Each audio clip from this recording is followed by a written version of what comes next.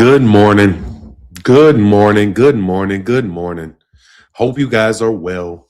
Ray Patterson, always good to see you first thing in the morning. Hold on one second. Yeah, let me get that camera a little more straight. There you go. For the people that are on the vertical feed, make sure I don't move too far out of center. Contrell, what's going on this morning? Good morning. Mr. Mileage, good morning. Barbara D, good morning, Barbara D. All right, we ain't got too many comments. We'll wait for people to come on. We got 21 people in the building. We are going to go through the Mayweather lawsuit against Showtime today. I've read it. I'm going to read it again, and we can go through it with everybody knowing what he's suing them for and what they're suing, what the lawsuit is about. And then after that, we can have an educated opinion as to why this lawsuit has been filed. I am going to give you my conclusion right off the bat. What's up, Gilbert Jimenez, Control LeGrew? What's going on? Rich LCMD, what's going on? Hey, man, if you guys are listening, can I get a comment out of you? Can I get a comment out of you? Can I get a color in the chat? Can I get a like? You know, the three things would be great.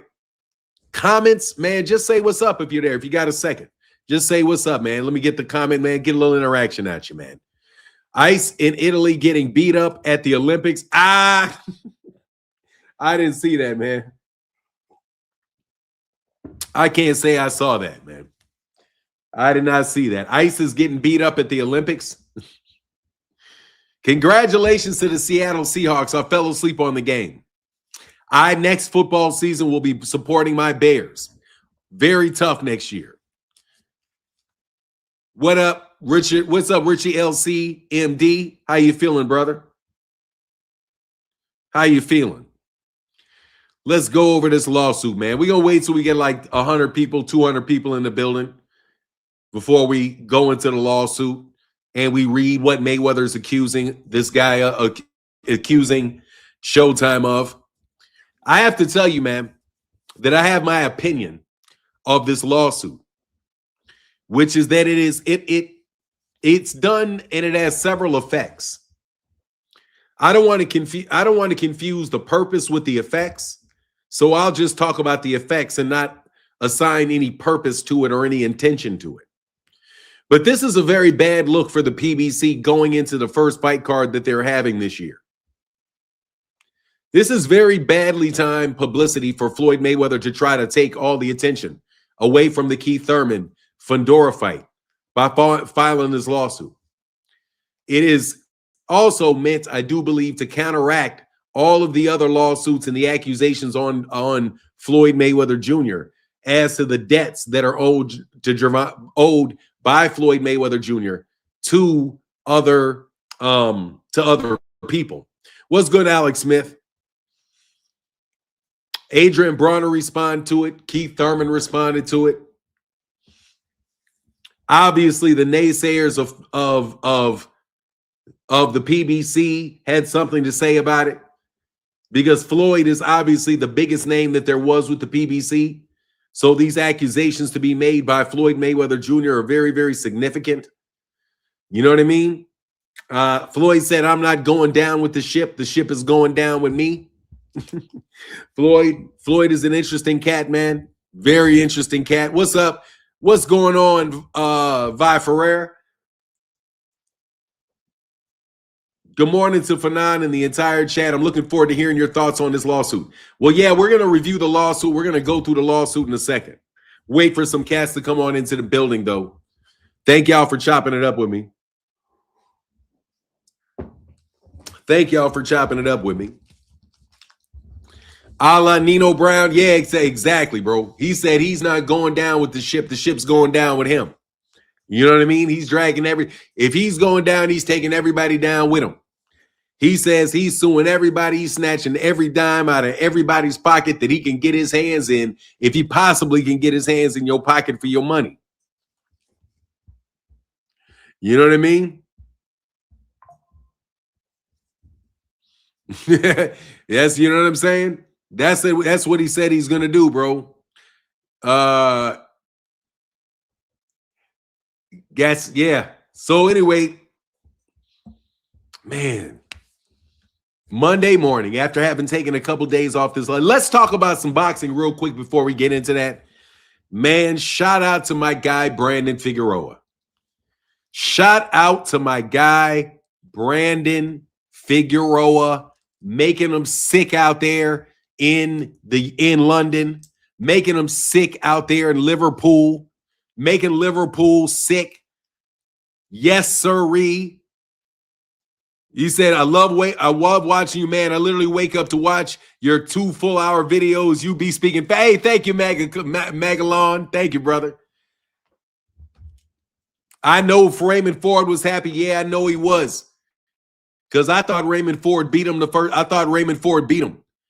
Man, and guess what?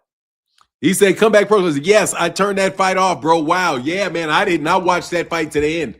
I knew because I had seen first of all, Brandon Figueroa is one of my favorite fighters. Brandon Figueroa is now a 3-division world champion. Brandon Figueroa is a 3-division world champion. Congratulations to Brandon Figueroa. Congratulations to Brandon Figueroa. We got another world champion. The UK is down a world champion. That WBA 126-pound championship that they always try to keep their hands on got snatched. Brandon says he does not want to fight overseas next fight. He just thinks his fans deserve a fight in the United States. Turkey Al-Sheikh took to the internet and said, hey, man, you need to come on. Hey, why don't you come over here and fight Mexico versus the world? Bro, honestly, man, I'm kind of insulted by you asking Brandon Figueroa to go fight in Mexico versus the world. Dog, he's an American fighter. Okay, he's an American fighter. He's not a Mexican fighter. He's an American fighter. He is Mexican, but he is an American fighter. He's not from Mexico. Okay, he's from the United States, man. I swear every day is TikTok. They shit on Tank. It's crazy. Sad, down, under, black. They're not, I mean, they can say what they want to say, man. Comeback Protocol said, BF, Brandon Figueroa don't need dude. Hey, man, Brandon can probably get a lot of cash out of dude. So I'm not going to say that too quick, Comeback Protocol. I'm not going to say that too quick. Not going to say that too quick. He very well may need it. No joke, bro. He very well may need it, man. Very well may need it. He may need that money. However, I'm going to tell you this, Brandon Figueroa. If you go over there, you better think that you're selling your belt. Okay? You're selling your belt over there. He got somebody they're going to rob you with to get their hands on that belt, bro. Oh, no, come on over here. Hey, I got money. Stay here. Nah, man. We whooped your ass. Take that belt. Come to the United States. Try to get you some fights in the United States. Build your, get you some defenses in. Make you some wins. Act like you got some sense. You know what I mean? That's what I'm talking about. But congratulations, Brandon Figueroa, bro. I'm so happy that I forgot to get rid of my 7-day free trial for DAZN. So I got to watch that fight for no additional fee. I have to admit that I liked that fight. I was very happy with that fight. What's up, Gabe Toss? How you feeling, man? Said Magalon, what do you think about the rehydration clause Shakur want to ask for the Conor Ben fight? I think that is a very smart move. I think that is a very smart move on the part of Shakur Stevenson to ask for a rehydration clause for Conor Ben, because Conor Ben is a 154-pounder at the least.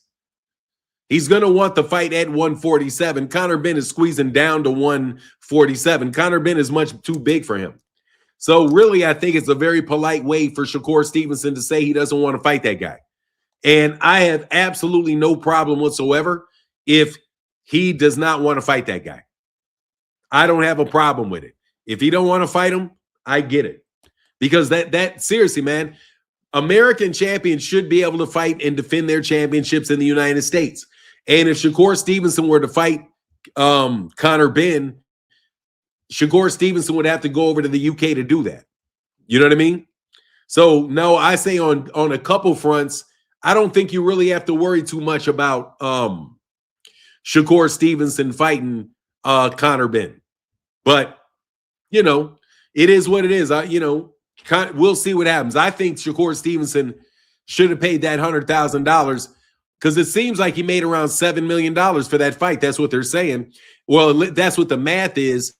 If it's 1.5%, if Dan Rayfield is saying, that they typically charge 1.5% for fights outside of the weight division, not the 3%, but for a purse that big, $7 million, they might not even charge that much. So I think that Shakur Stevenson made a mistake not paying that sanctioning fee. Not saying that the WBC was not glad to get rid of him, because the WBC was not very happy with Terrence Crawford. So, politics in boxing, politics in life. People say politics in boxing, but it's politics in life. It's just how human beings are. If you're hanging out with somebody that fucks somebody over, they're gonna look sideways at you. It's just what it is. And especially on the same topic, and you're trying to do the same thing, like you want to pay less money than what was offered, than what they said the fee was, and so just like Bud did, so they're gonna do you just like they did Bud. They're gonna very politely write a letter, and then they're going to take that belt right back from you. Now you can have an opinion on whether that is right or wrong. What I'm going to tell you, though, is that it is highly predictable for anybody that is not a favorite of the WBC. What's going on, too, Sid? If the WBC if you're a favorite of the WBC, then, they're probably not going to do that to you. They're probably going to give you some grace, Shakur Stevenson was not the favorite of them, so they didn't show him grace. That's the way that I see it. And I think that is obviously not because he's black, because he's Puerto Rican. Since he's Puerto Rican, it has nothing to do with him being Latino. It doesn't have anything to do with his race, because Shakur Stevenson is Puerto Rican. On real though, I don't think that I think that was motivated in part by Shakur Stevenson, by the actions of Terrence Crawford and the close association of Terrence Crawford and Shakur Stevenson. What's going on, Sweet Baby Ray's barbecue sauce? What's going on with your brother? How you feeling? I hope you're well. You know what I mean? Hope you're well, hope you're well, hope you're well, hope you're well, hope you're well.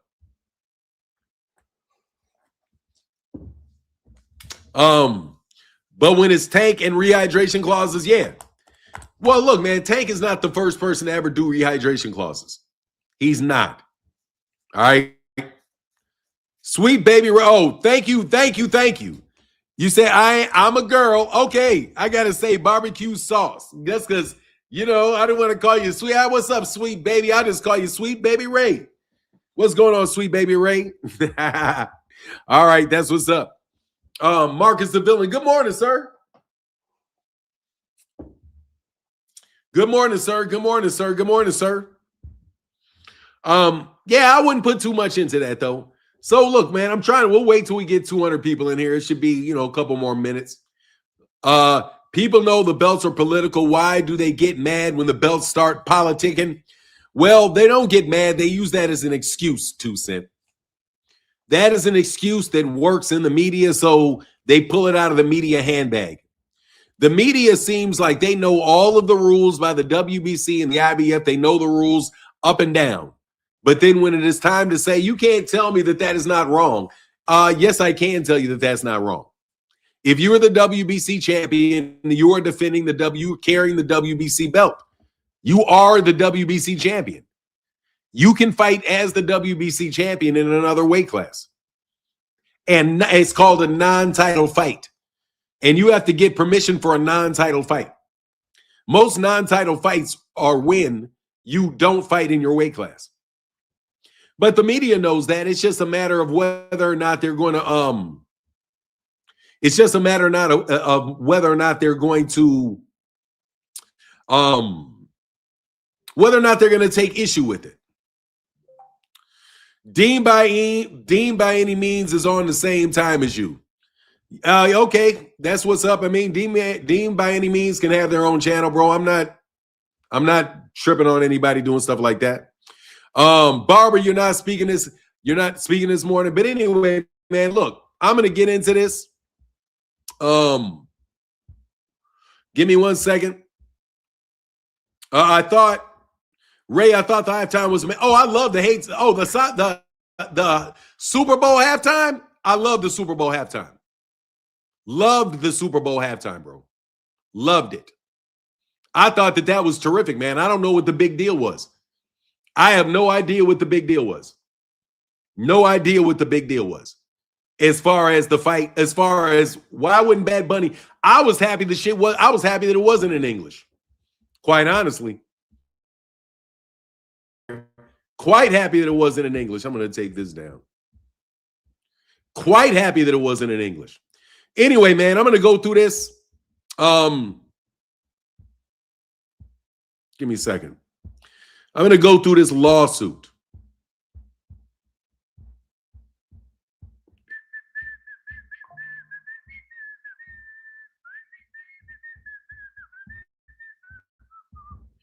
All right, man. So look, we're going to go through this.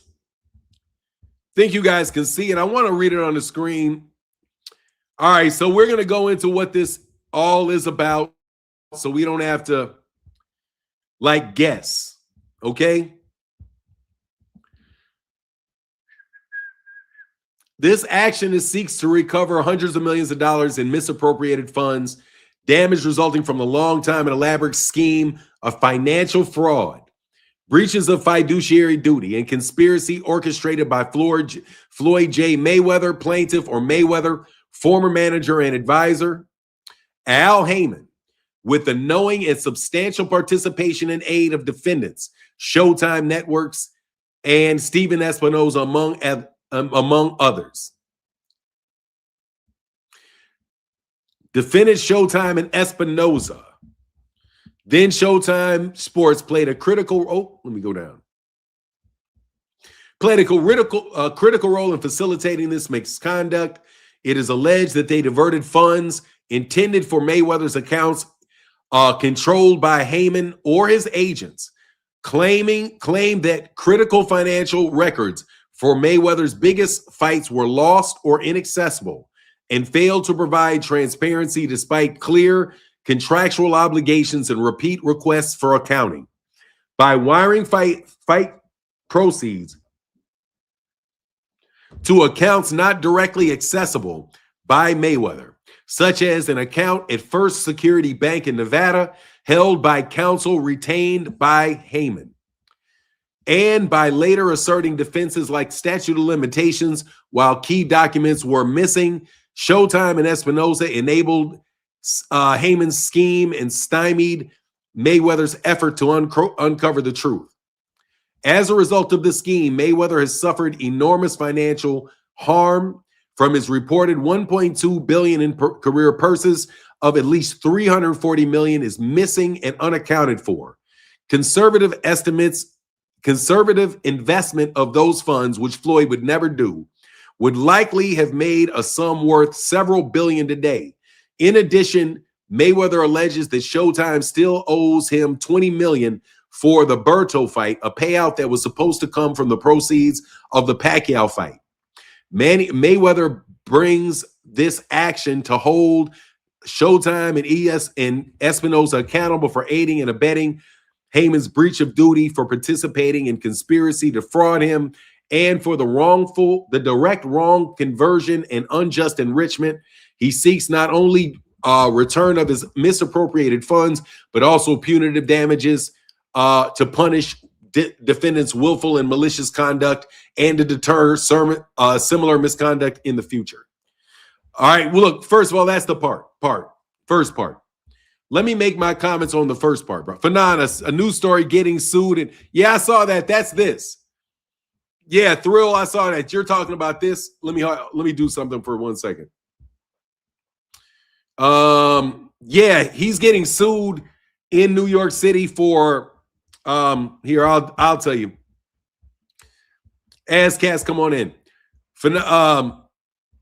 In other words, he wants a do-over. Well, look, let's continue. Let's continue. The parties. I don't need to do the parties. Parties is fine. We don't need to go through the parties. Now, we'll go through Morrison. Jeff Morris is a certified public accountant and tax attorney who was engaged allegedly by Heyman without Floyd Mayweather's informed consent to handle Mayweather's tax accounting matters. Morris is a signator or controller on several bank accounts where Mayweather's fight earnings were deposited. For example, an account at First Security Bank in Nevada in the name of Jeffrey Morris Associates or similar was designated to receive revenue from at least one Mayweather fight. Morris's role in the scheme includes facilitating transfers and concealing information at Heyman's direction. The MGM Grand and HBO are also involved in the background case. The MGM Grand was party to certain revenue distribution agreements, live gate concessions for fights, and HBO was Mayweather's broadcast partner for Showtime. While not defendants here, their contracts and payments are part of the factual narrative. Jurisdiction in New York, factual background. All right. Let me tell you, so let me start real fast with something. He's basically at this point, he's saying that there's an attorney, Morris. I think that was his last name, Morris. He is a lawyer and a certified public accountant. You have a manager, a boxing manager and a fighter. You have a boxing manager, you have a boxer that made the money.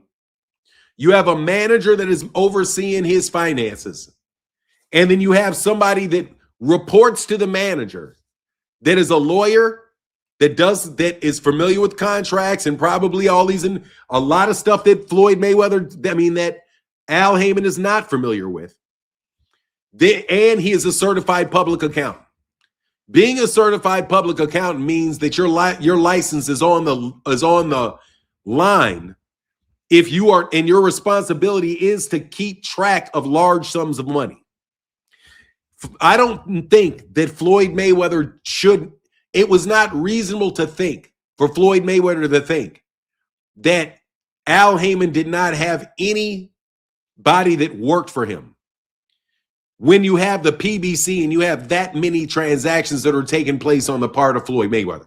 But anyway, so I'm telling you that it doesn't sound nothing like this. This doesn't sound unusual, but we will continue with what has been stated. In or around 2004, Mayweather's introduced to Al Heyman. The introduction was facilitated by Sam Watson, a mutual acquaintance known to be Heyman's close associate and liaison in boxing circles. Heyman, a Harvard MBA graduate and former music concert promoter, impressed Mayweather with his vision of maximizing fighters' earnings and taking more fighter-centric approach than traditional boxing promoters. Mayweather, coming off strained relationships with promoters, he famously bought out his contract with Bob Arum and Top Rank to become a free agent. It was receptive to Heyman's advice and influence. Mayweather entered into what Mayweather understood to be a verbal one-year management advisory agreement around 2005. It makes sense. This was an oral agreement. Heyman would act as Mayweather's manager agent for a 10% fee, meaning Heyman would receive 10% of Mayweather's fight earnings and Mayweather would keep 90%.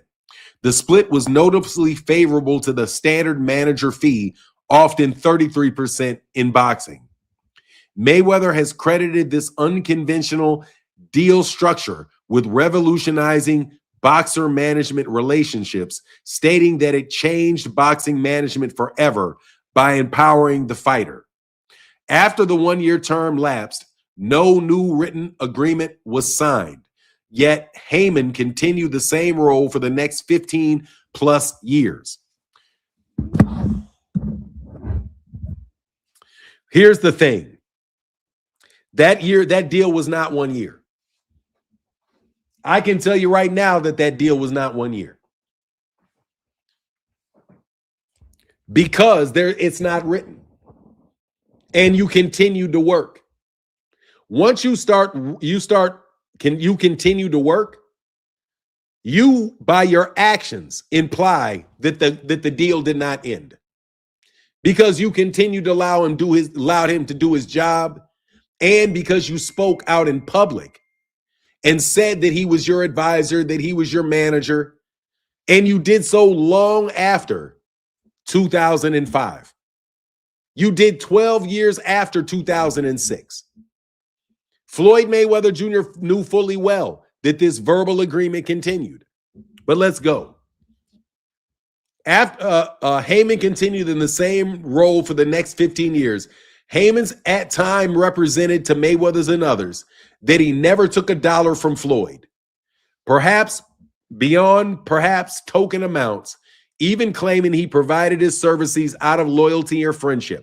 For example, Heyman would later say he did everything for free for Mayweather, which Mayweather now believes was a deceptive narrative.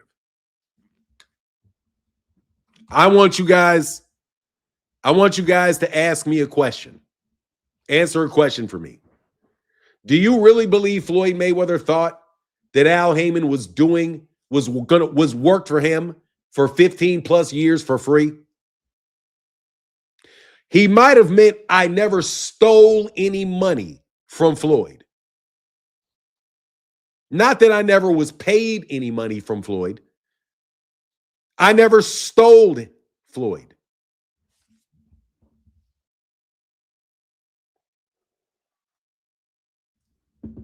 But let's continue. That is a ridiculous, let me tell you something, man. That is a ridiculous assumption to make. It is a ridiculous assumption to make that Floyd Mayweather Jr., for Floyd Mayweather Jr. to think that Al Heyman worked for 15 years. This is from 2006. Floyd Mayweather Jr. was fighting. Floyd Mayweather Jr. I don't even think had even fought Oscar De La Hoya in 2006. He dang sure had not fought Manny Pacquiao in 2006. He didn't fight Conor McGregor in 2006. Do you really think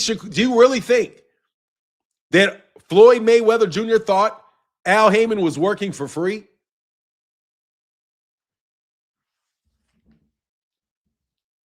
That's pretty wild, man. But anyway, let's continue. That's what they're implying.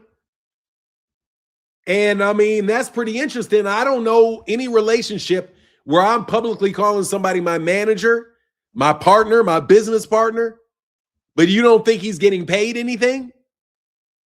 You think he made $1 billion? Do you know what 10% of $1 billion is? It's $100 million. Let me tell you what, if you made $1 billion in your career, do you know how much Al Heyman made based off your verbal agreement? He made $100 million. That's $100 million, sir. By what you just said here, it's $100 million. You did not think that man was managing you for free. That's an amazing assumption for you to think, because a man said, I never took any money from you. Which means what? I never stole any money from you. To take money means you stole money. It doesn't mean that you didn't get paid any money. I never took a dime from anybody. That doesn't mean you never got paid any money from anybody. What do you mean? That's a crazy interpretation for a man that just like in your own words, revolutionized the manager boxer scenario. So what is this really about? This is about besmirching the legacy of Al Heyman. This is about tearing down the legacy of Al Heyman and making Al Heyman look like some common crook. What's going on, Just Do Boxing? Hope you're doing well, brother. But let's continue. Over the years, Heyman became deeply embedded in every aspect of professional and personal matters. They just said Floyd Mayweather thought that he was working for free. I hate to be a critical reader, but in the previous paragraphs number 16, you are arguing that you thought he was working for free. But yet here, he became deeply embedded in every aspect of Mayweather's personal and personal affairs. Really? I'm supposed to believe that? Deeply embedded? That's interesting, man. What an incredible phrase to use to this man, because he became embedded. Was Floyd embedded with Al Heyman? Al Heyman has a business relationship with Floyd.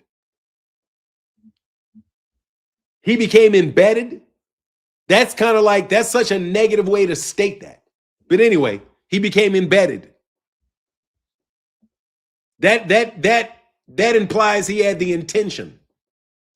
Viewing him as a father figure and referring to him as the godfather of his team. He's the godfather of your team, but you think he's working for free. The godfather of his team that was working for free in paragraph 16. I want you to stay with the logic of this argument, of the argument that they're presenting. Al Heyman handled contract negotiations, presumably for free, television deals, professional, assume he did that for free, and investments on Mayweather's behalf. But you think he was only getting paid 10% of his fighter's purse. But yet you have him working on your investments. But he's doing it for free because he's a father figure to you. While you're making $1 billion, you think this man was doing that for free, Floyd. You think he was doing it for free. This is a very, very interesting read, to say the least.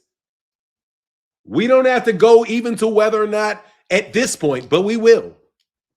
We don't have to go to the point of whether or not Floyd Mayweather Jr.,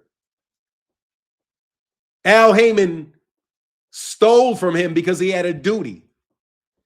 Let's not get on the fact that Floyd thinks he had this duty for over 15 years or 14 years at the least, that he was supposed to be doing this for free. And that any monies that was paid directly to Al Heyman for the money, for the $1 billion that he earned, Al Heyman was not supposed to get paid for that beyond his first year.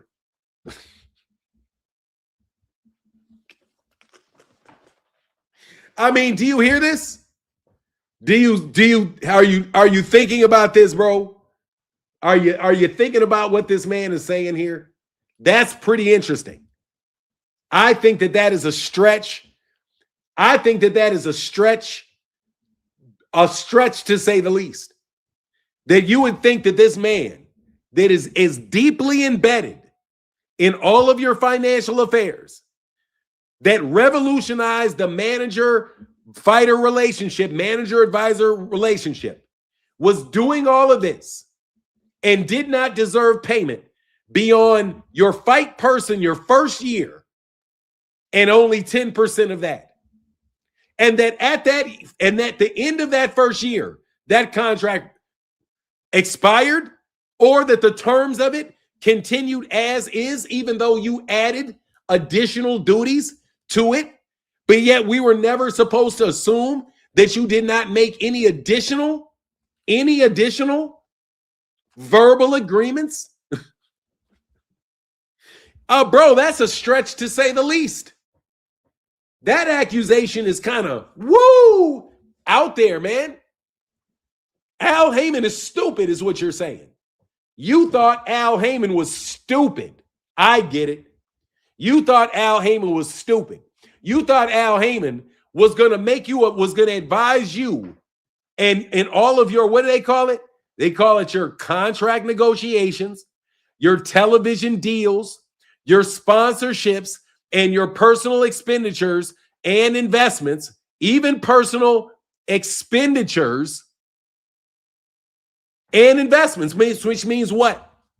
When you spent the $18 million on a watch, Al Heyman was the one that was paying the money for the $18 million in a watch, which could explain why he had Morris, who is the certified public accountant and the lawyer that was responsible for making the individual transactions. Because what did Floyd think Al was going to do? You think Al was going to go to the bank on every single solitary transaction that Floyd had while he also runs and manages 200 other fighters? Well, I think this is a pretty interesting interpretation of things. Wouldn't you say? I mean, I think it defies logic, is my perspective. Right on its face, this shit defies logic. It defies logic that I would make $1 billion. I would, and this is what it implies. It doesn't say it. It implies it. That I made $1 billion. There was a music producer. I mean, a music promoter that becomes my manager advisor, gets me $1 billion of purses in the ring, charges me 10%, and for some reason that doesn't equal up to $100 million worth of payments to Al Heyman. And then you have you watch this. How much money is he saying that he wants? 340, right? What percentage is 340 out of 1 billion? Can anybody give me that percentage? Can anybody give me that very coincidental percentage? What percentage is 34 million of $1 billion? Can anybody give me what that number is? It's 34%. What did they say was the typical manager fee? It's 33%. Isn't that what he says right here?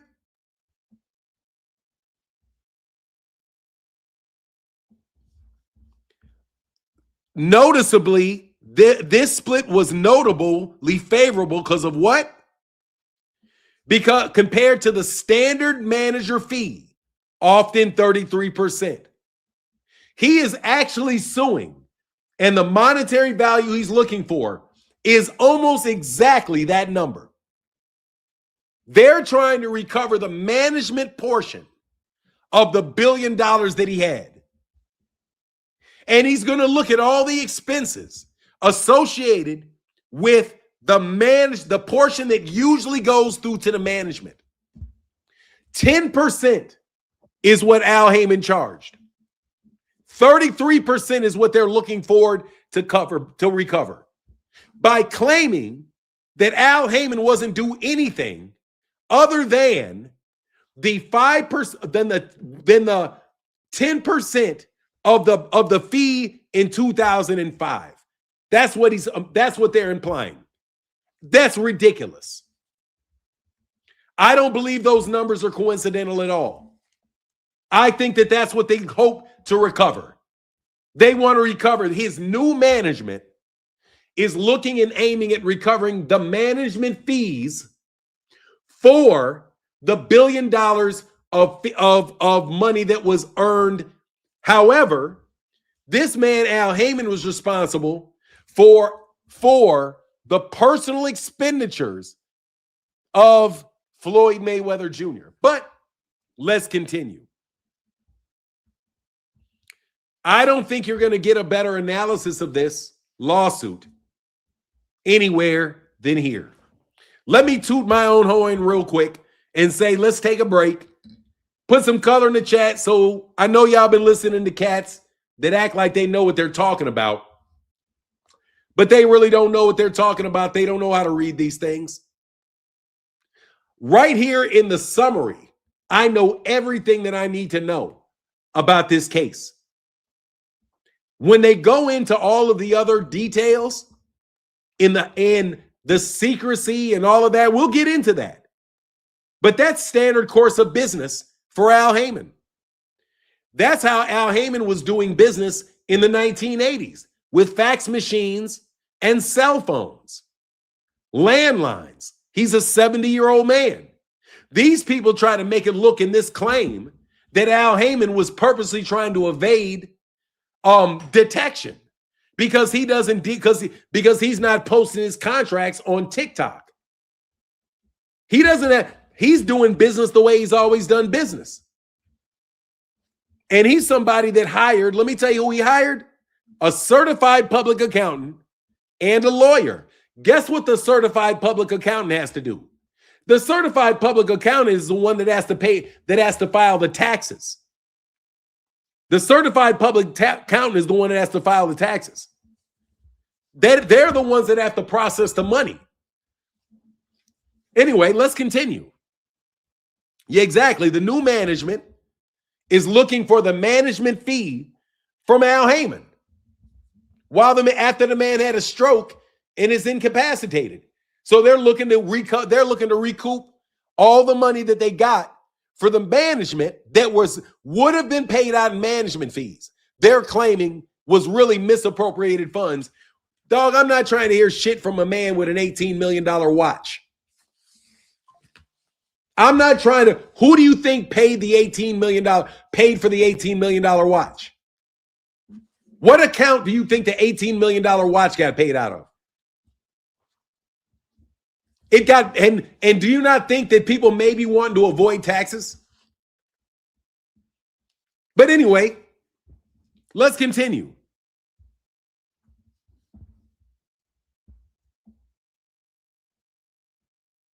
His reliance and reposal of trust created a fiduciary duty on Al Haymon's part to act with utmost honesty, faith, and candor towards Mayweather.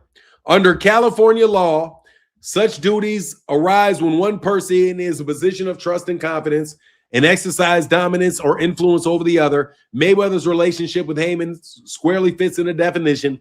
He was obligated to act in Mayweather's best interest, to fully disclose material facts about Mayweather's finances, and to refrain from self-dealing or profiting at Mayweather's expense. I'm sorry.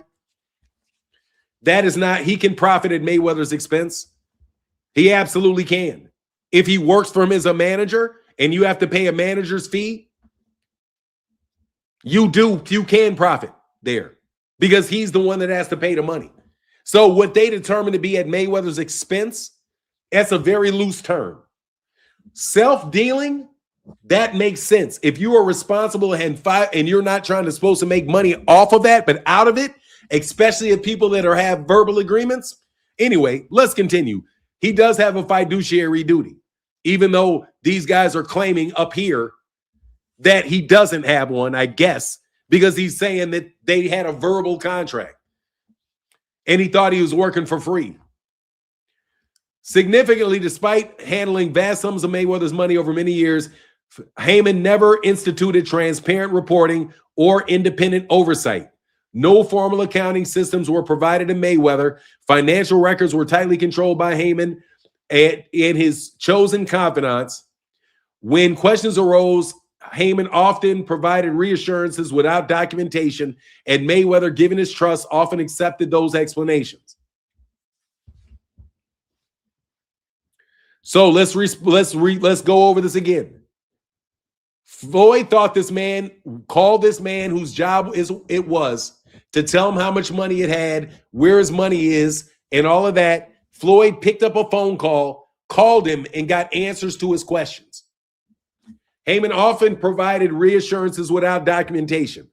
Floyd calls me, "Hey, Al, how much money do I have? Can I do this? Can I do that?" "Yeah, you can do it because you got X amount of money Okay, cool. All right, that's fine. Thank you. Okay, no worries. Thank you.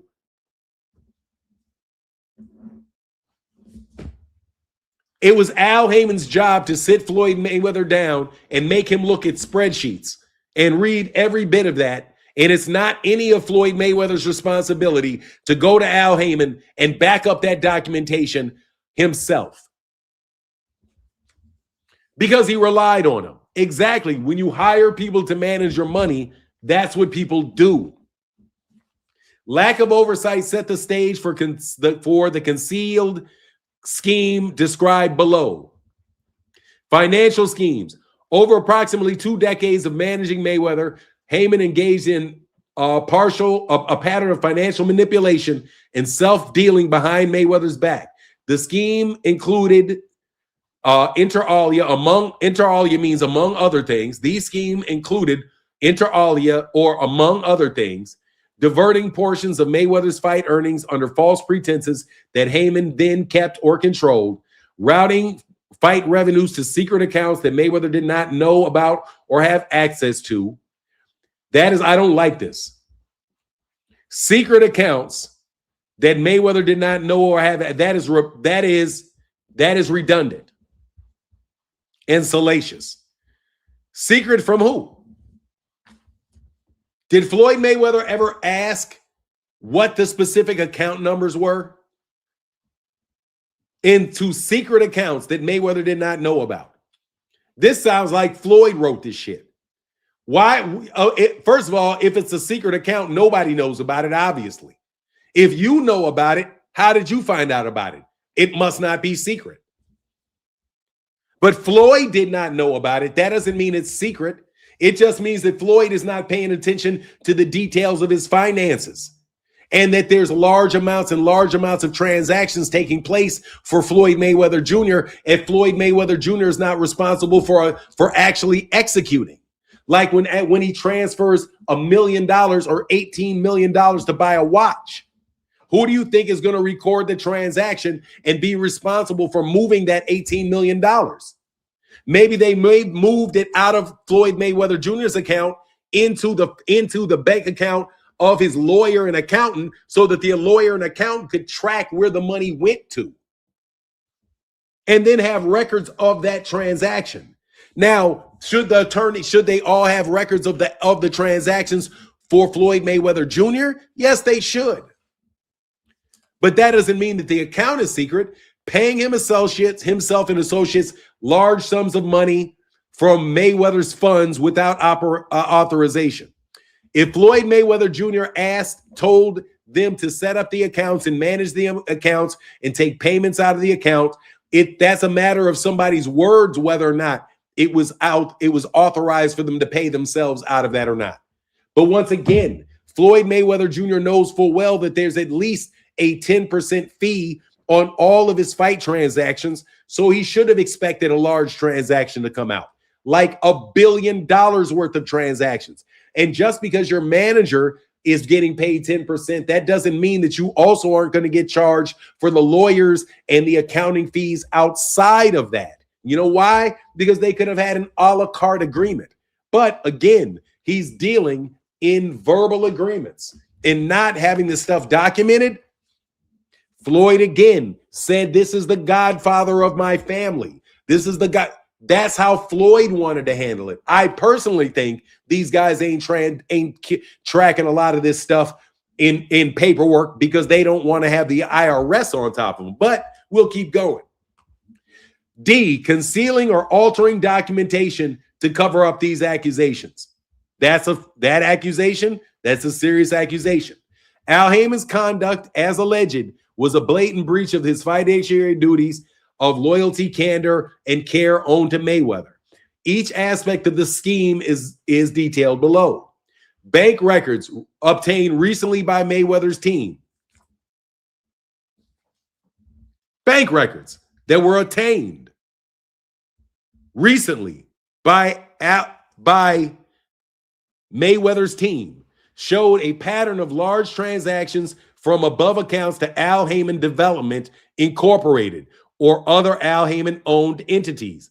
The transfers were often labeled as repayment or loan payoff, falsely suggesting that Heyman had advanced money to Mayweather at some earlier time for which is now being reimbursed.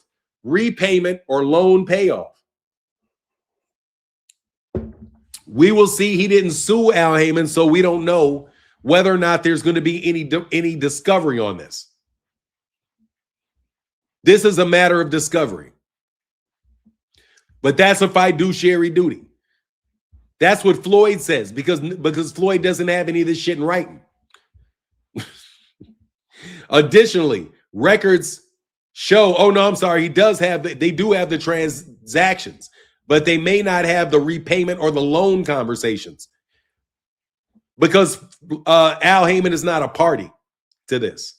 And by the way, this is not who's getting sued. So this is not related to anybody that is getting sued. This is really just bashing the shit out of Al Heyman and showing the scheme. Records show numerous one-off payments to Mayweather's account directly to Heyman or Morris. These include transactions date unconnected to any fight, like memos like Mayweather expenses or no clear description amounts such as Mayweather expenses. Seems like Floyd Mayweather, they covered Floyd Mayweather's expenses. No clear description like $12 million, $15 million, $3 million, $9 million. Each of these represent Mayweather's money being paid out without his authorization or benefit. You don't know that. Mayweather never approved paying Heyman such bonuses or fees beyond the 10%. You are categorizing this as a bonus, but he doesn't. He causes it an expense. So nice try. Here they refer to as an expense, but nicely they switch it up here and they call it instead, they call it what?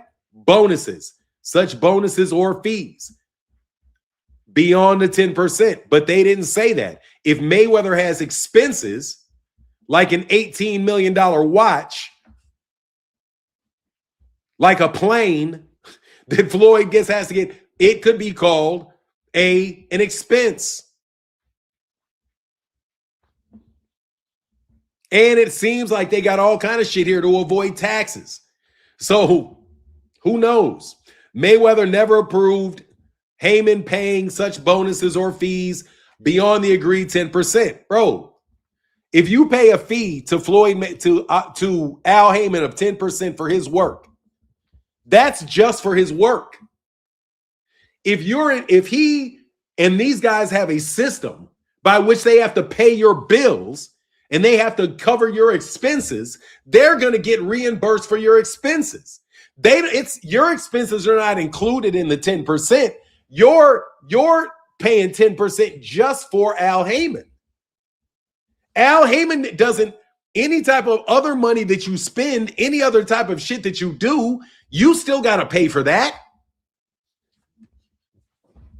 I'm just going to tell you what the argument is going to be against this. The argument is going to be my 10% was 10% of everything you make.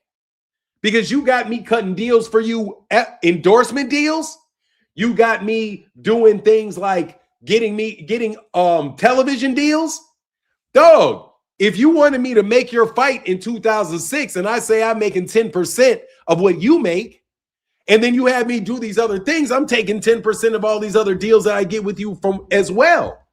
But if you have anything above and beyond the 10%, then that's an expense. That's an expense.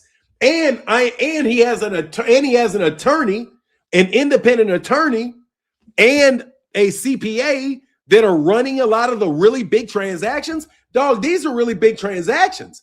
$12 million, $15 million, $3 million, $9 million.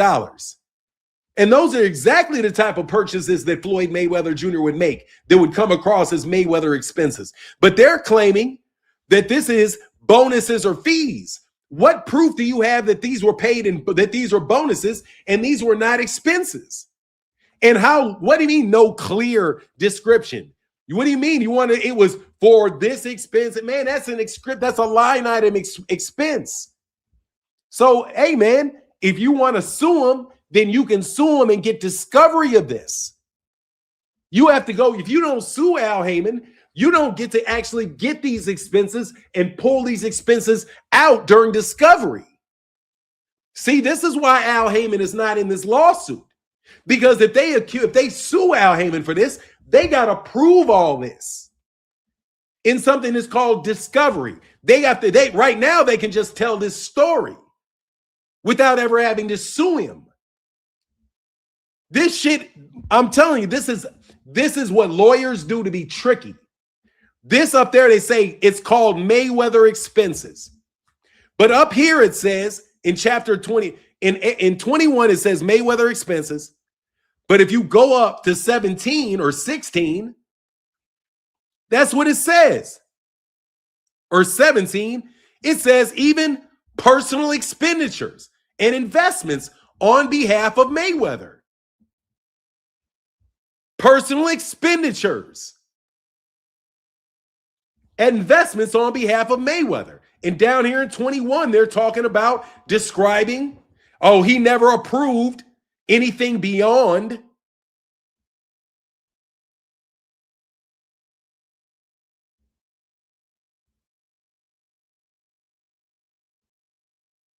look.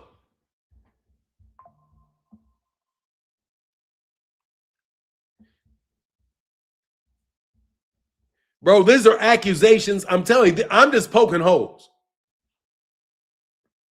Yeah, look. Including transactions unconnected to any fight, like Mayweather expenses. Bro, you admitted up above, that he was handling personal expenses. He's handling that man's personal expenses. But yet here, you say he was doing what? Handling personal expenses. But yet you say Mayweather never approved any such bonuses or fees. Dude, it's not a bonus or fee. Up there in the same paragraph, dude, you say that he was handling personal expenses. You admit in point 17, Floyd, that he handled your personal expenses. But down here in 21, when it says Mayweather expenses, you call it a bonus or a fee. No. It's not a bonus or a fee. He's saying this is related to your expenses. You want to say, oh, no, that's not an expense, that's a fee.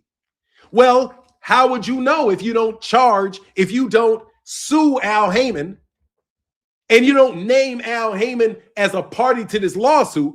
Means you never have to ask Al Haymon or Al Haymon's representatives to come out with the receipts.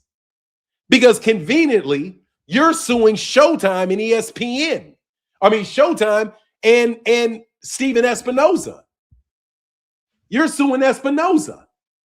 So all of your lawsuit, none of it includes these transactions. You're just saying that, oh no, this Al Haymon misappropriated these funds. Let me tell you what this is. This is a hit job on Al Haymon's reputation.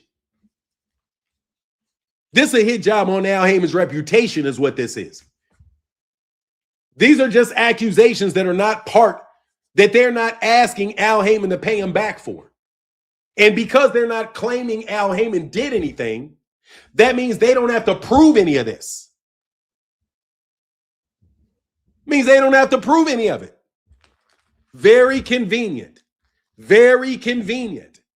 Very, very what up, So Deep? Very, very convenient, wouldn't you say? I would say this is pretty convenient. That you're seeking to get the money from the guys that paid it out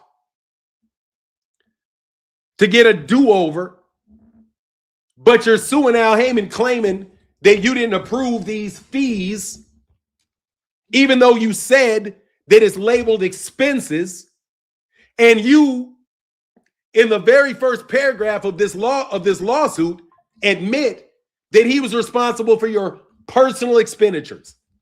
Well, what is he supposed to do? Pay your personal expenses out of your bank account? What is he supposed to do? He's supposed to get your money, pay your expenses out of whose bank account? It's got to be a bank account that he controls. But you call it secret, even though you know it has to exist. You have to know the money went somewhere, comes from somewhere, goes somewhere. But now you're acting like I didn't know. I didn't know. After you spent an $18 million watch, bro. You got a jet, homie. You got a jet, dog. You paying millions of dollars a month in mortgages and rents. And he's paying it all. He's the one that's keeping track of that paperwork. You think he's going to follow behind you every time you want to drop $100,000 in a strip club? Where do you think, let me ask you a question.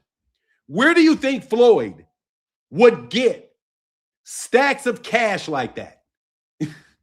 You think Floyd goes to the bank and says, give me 50 pounds of cash? No, Floyd is doing it. He wants it quick. It's supposed to present itself for him. He's living his life like a king, and he had a business that whole job was to take care of him.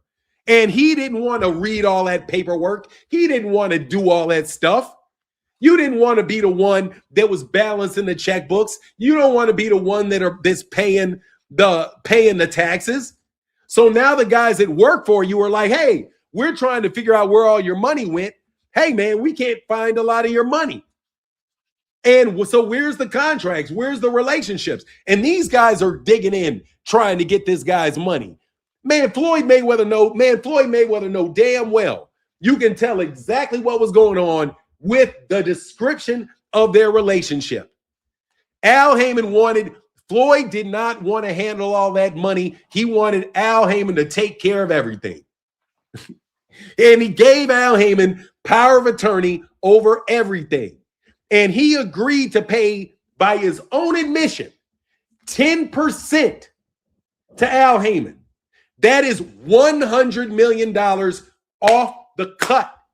That's $100 million. $100 million of it.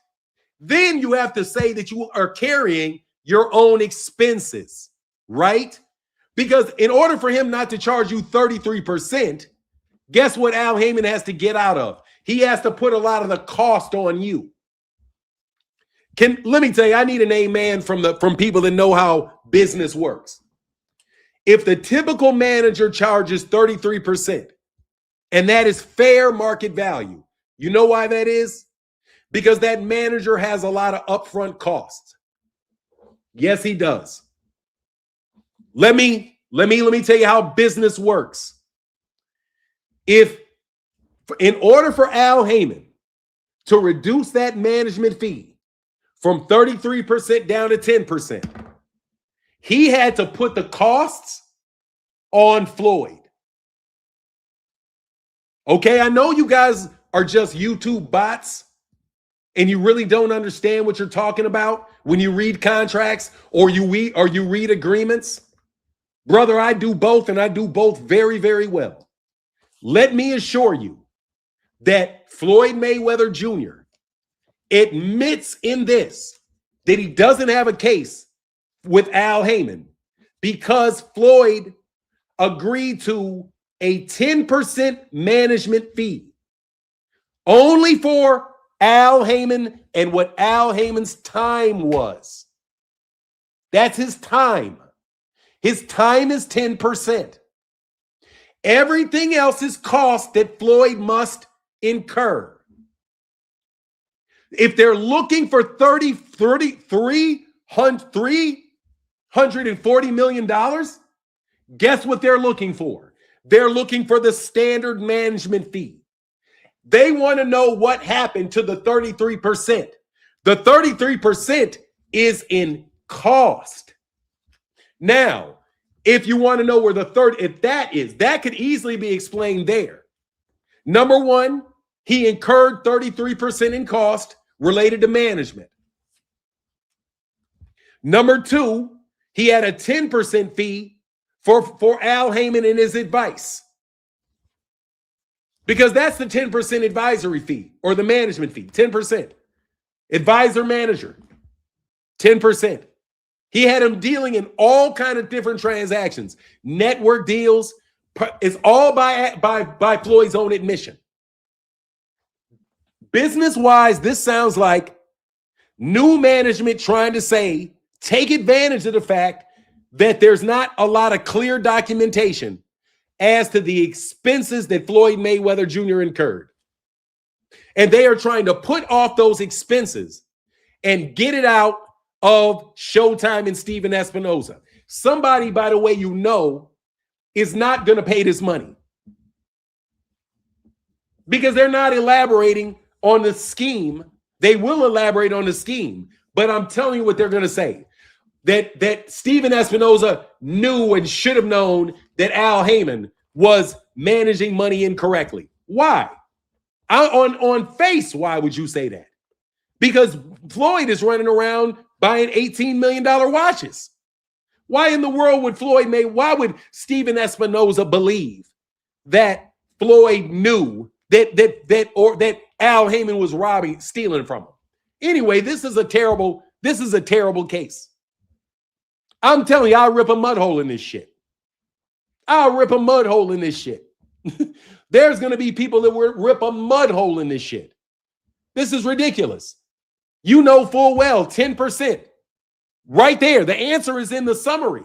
Well, I don't need to know all of your criticism about how Al Heyman handled his internal business to know that you got a deal where he was paid 10% for his services and that his services grew in responsibility over time, as so did Floyd. And Floyd thought he was getting 10%.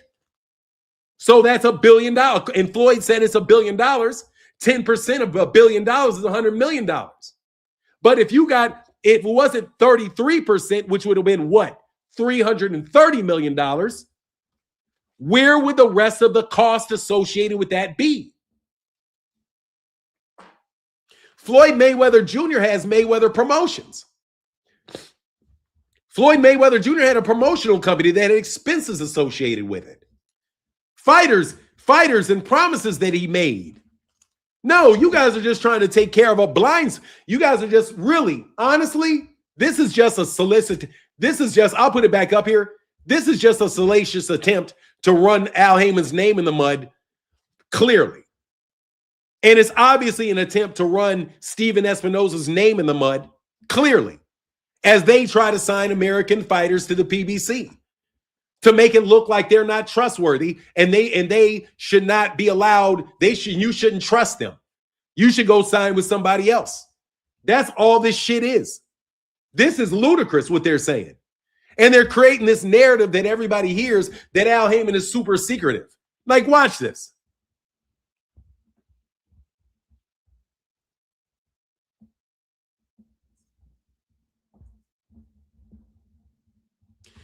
Al Heyman's aversion to leaving a digital trail extended. Look, it was a breach of Heyman's fiduciary duty to provide full disclosure of material facts related to Mayweather's finances. Hold on. Heyman took great pains to ensure Mayweather remained unaware of these accounts and transactions.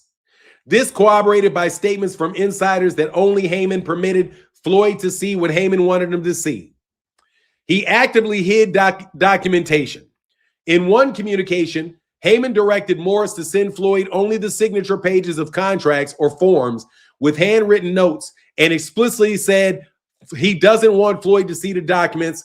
This level of control permitted Floyd from discovering the outflows of his money. It was a direct breach of Heyman's fiduciary duty to provide full disclosure of material related to Mayweather's finances. And I have to say, bullshit.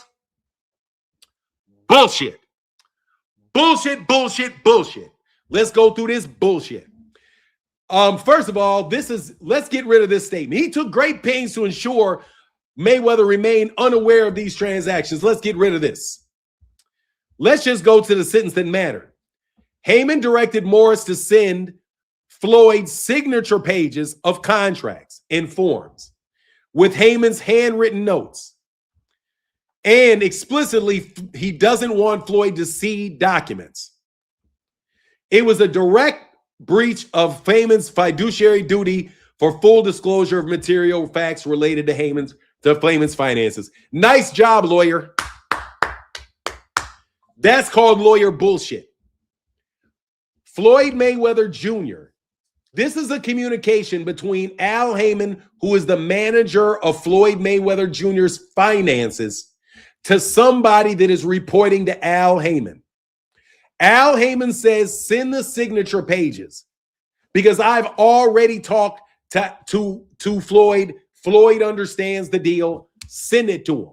But let me tell you something else. It's not even Al Heyman's job to explain that to the person who he's given an instruction to. His job was, after he tells Al, after they go over what the deal is, because you don't even know, how do you know Floyd is going to read a 30-page document? Dude, I've been a contract manager before. These guys are not going to read 30-page documents. They're not going to read them. That's what you have attorneys for. So you don't have to read 30-page documents. Floyd may not even understand the document. You also don't know what Floyd's temperament is. You think Floyd Mayweather Jr., while he's throwing money at strippers' boobies, wants to sit up there and read a 30-page contract? No, Floyd wants to say, give it to me and sign it. That's what executives think guys that run companies do. Have you ever seen Donald Trump sign contracts? When you got 15, 20 different business deals, your lawyers tell you, here's a signature page. You like, okay, everything's tight. Boom. Let me ask you a question. How many people are suing Floyd Mayweather Jr. over deals related to not getting paid? Now, when they were handling his finances, now he's getting sued for not getting paid. Oh, I didn't know that. Oh, I paid there was supposed to be $300,000 paid in rent. Whoa, I didn't know that we were that far behind. Why didn't Floyd know that he didn't pay $300,000 worth of rent? How do you know that Floyd did not know that was getting paid? Because Floyd is operating like his whole finance is a business, and he knows that he's doing this. Floyd is like, this is my chief executive officer. Your chief executive officer is going to tell the other people that work for him, and this is a 1099 situation. So you have to give these people certain amounts of control. Otherwise, there can't be a 1099 relationship, which means what? You're not going to be able to get the discount of getting paid by 10%. Come on, man. These guys are going to get ate up in a court of law over this shit. This is nothing. This is why they can't sue. This is nothing. I'm telling you, this is a nothing argument. For anybody that has ever worked in a corporation that knows that has had more than 20 people work for them, know that that's how that works. When I was a vice president of a company, I was responsible for everything that was done in a client.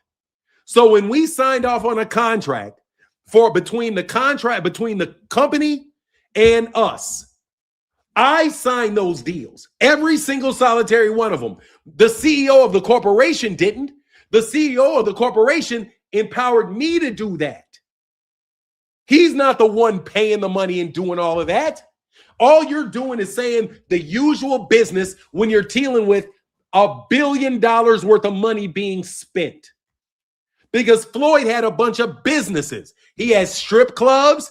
He's got what? Big what did he have? Retail. He had retail workout facilities. He had a private jet that had to be managed. He had multiple homes that had to be managed. He has payments, and he's got court lawyers for court cases. Come on.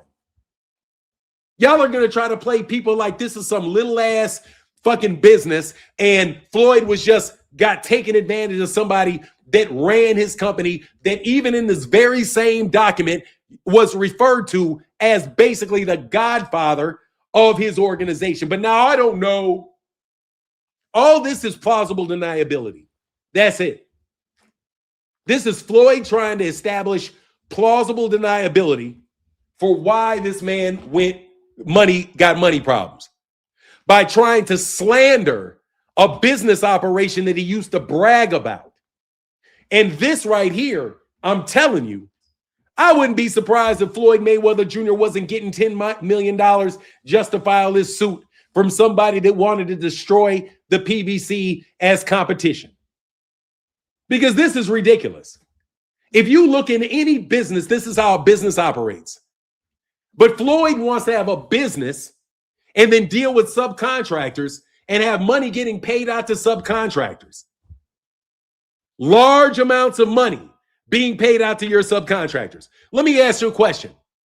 If you're willing to pay $18 million for a watch, how much are you willing to pay your accountant? Listen to me.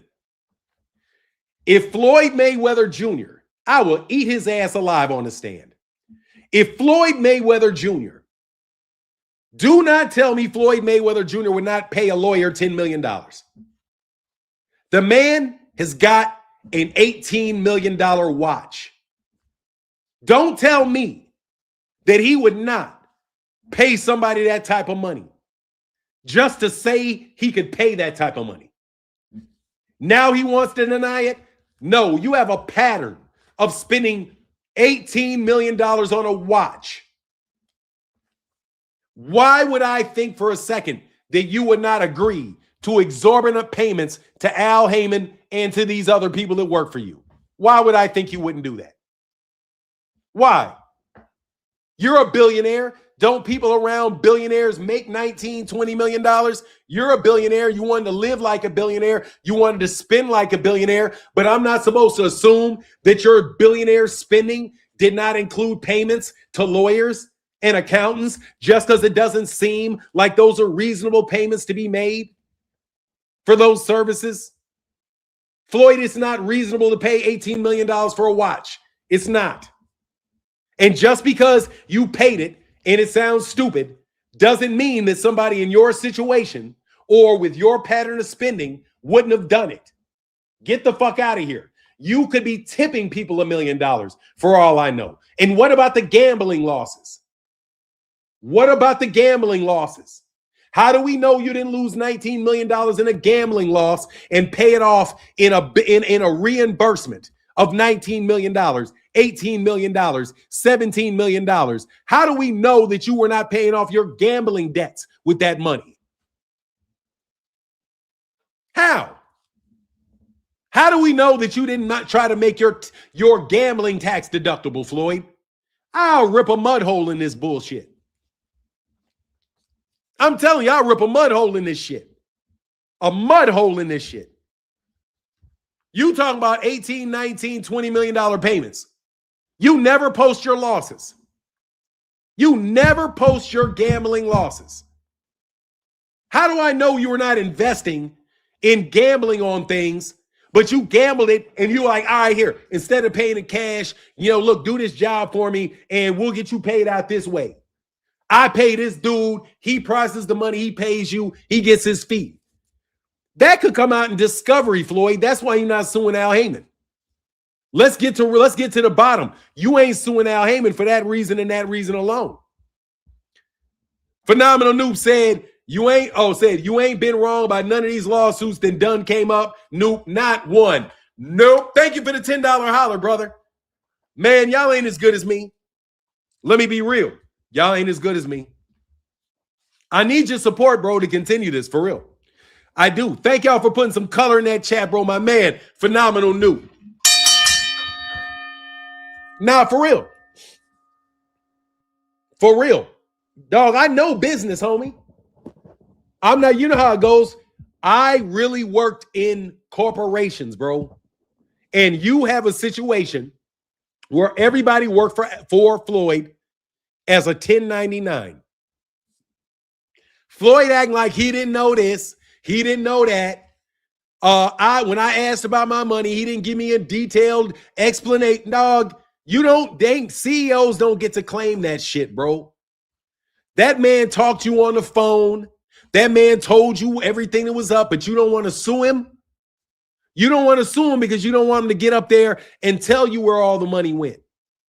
Come on, man. That man was looking out for you, bro. That man might have been putting himself at risk, covering up for some of your business dealings. But let's continue. Heyman's a version in this Heyman hit piece that Floyd was probably paid to file. Heyman's aversion to leaving a digital trail extended to how he communicated instructions. He often relied on fax transmissions and in-person meetings rather than emails. What's wrong with that? That's actually a digital trail. When you send somebody something by fax, you get the physical location of where it came from and where it went. Okay? Fax is more reliable than email. Fax is more reliable than email, and fax is more secure than email. If Al Heyman does not want information leaked, it is much safer to put it in a fax where you know that it was delivered and you know where that it was received. It is also much better to meet with somebody in person than over email because you can get a lot more work done. That is not just an aversion to leaving a digital trail. See, they use the word aversion. Like he's making a conscious decision not to leave a digital trail. You are implying this man's a thief because he uses a fax machine. The man is 70 plus years old. He's had an office since the 1970s. He's worked with all his connections and all of that through fax. What the fuck? Are you going to get mad at the man if he plays and uses a record? Are you mad if he uses vinyl records? His aversion to buying digital, just because a man listens to albums doesn't mean he has an aversion to the radio. Anyway, we know who wrote this shit. Somebody trying to run Heyman down. Somebody trying to ruin the reputation of a man that nothing was ever known about this man. And Floyd Mayweather Jr. sold him out and put all his business and how he dealt into a document. Floyd could not get an interview out of Al Heyman, so he sued him to try to make a fucking excuse for why this man spent all his damn money, because there's nothing crazy about using a fax machine. He's old. Jesus Christ, he's old. We supposed to put the shit on TikTok? You guys can get mashed in this shit, bro. Exactly. It's time and dated, stamped. It's timed and stamped, time-stamped, dated from the location it came from. What do you want him to do? You want him to fold the shit up and throw it out for everybody to tap into his email and know everything that he said and leak all this shit to the press? What do you mean his aversion to leaving a digital trail? God, like I'm telling you, man, this is nonsense, man. It's bullshit. Heyman does not own or operate. Look. Hey, watch. In fact, when subpoenaed for Heyman's disposition in a related litigation, his counsel represented Heyman does not own or operate a computer, underscoring Heyman's deliberate avoidance of traceable electronic communicate. Bro, because he doesn't own a computer. The nigga is old. He doesn't own it. It's a smart man. Who said he didn't? He doesn't own a computer. Why does he have to own a computer when he says, I want to talk to people directly? Maybe he doesn't want the FBI. Maybe he doesn't want people to know what he's going to do so they steal his deals. Maybe he doesn't want somebody tapping into his phone. You know what I mean? Maybe he doesn't want people to know all his business dealings, man. What? Wow, bro. Anyway, but I guess he was doing this because of Floyd, right? Just trying to make him look sneaky. But the nigga may be sneaky on at least one. Look, his agents allegedly altered a document to conceal wrongdoing. Mayweather's representatives have an example of a fax form in which the date appears to be manually altered, whited, or rewritten to misrepresented when it was signed. The same documents were purported to authorize Jeff Morris to pay a large sum of Mayweather's account had to tell notation issue, we need to cover our ass, which was crossed out in a version sent to the bank. This, at the presence of that phrase, strongly suggests Heyman and his team recognized the impropriety of what they were doing and were attempting to paper over a trail. Moreover, Heyman suffered a medical issue, a stroke. All right, nah, fuck that. Don't jump over to the stroke, bro. He did what? The document was reported authorized by Jeff Morris to pay a large sum of Mayweather, to pay himself a large sum of Mayweather's account, had a notation initially that we need to cover our ass, which was crossed out. Of course. What? They changed the date. Yeah, that means he needed to cover our ass. We got to cover our ass because this date is wrong. Okay, they got a date wrong and they changed the date. Or they changed the date on something as to when it was approved. Heyman or his agents. How do you know this dude is an agent of Heyman and not an agent of Floyd?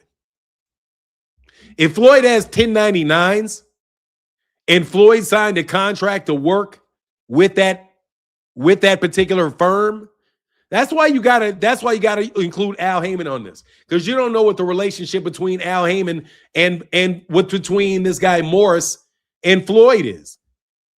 You don't know that Al Heyman didn't tell Floyd that this is the guy that's going to be running the bank accounts.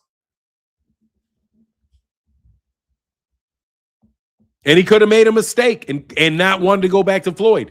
But anyway, we don't know, though. Old school approach is what part of one associate was called working in the Flintstone ages, and it served the purpose of secrecy well. Bro, look at that shit. That's just salacious right here. This bullshit, it served the purpose of... Dog, you're saying it was the purpose of secrecy. Well. Bro... Maybe it didn't, man, because you guys are claiming. Anyway, bro, at least one occasion, Heyman or his agents allegedly altered a document to conceal wrongdoing. An example of a fax authorization form in which the date appears to have been manually altered, white out or rewritten to misrepresent when it was signed. How was it written? Maybe they wrote the wrong date. Maybe they wrote the wrong date. They put the wrong date. Or maybe they put a date. They sent the date for him to sign. He signed it, but they were like, hold on, man, the wrong date. I'm a contracts manager. That shit happens all the time. I had to get a contract signed. One party signed it on a particular date. They were supposed to sign it on the same date. Another person actually signed it on the date before the contract was actually dated. And they put the wrong date on there. That could fucking happen if somebody has the wrong signature page. You put the wrong date on it because it says in the top part of the contract that it was the 16th that he's signing, but he signed it on the 17th. And the fact of the matter is, you literally could have somebody say they were going to sign something on the execution date and then sign something on the execution date and have the execution date wrong. It could have been that they put the wrong date on there, the date that it was signed. You have all kind of different things that could be the case. All kind of different things that could be the case. I mean, seriously, man, this is just really salacious. It really is. Anyway, we can keep going. This time raising suspicion that those individuals have been made or the hidden scheme. Hold on.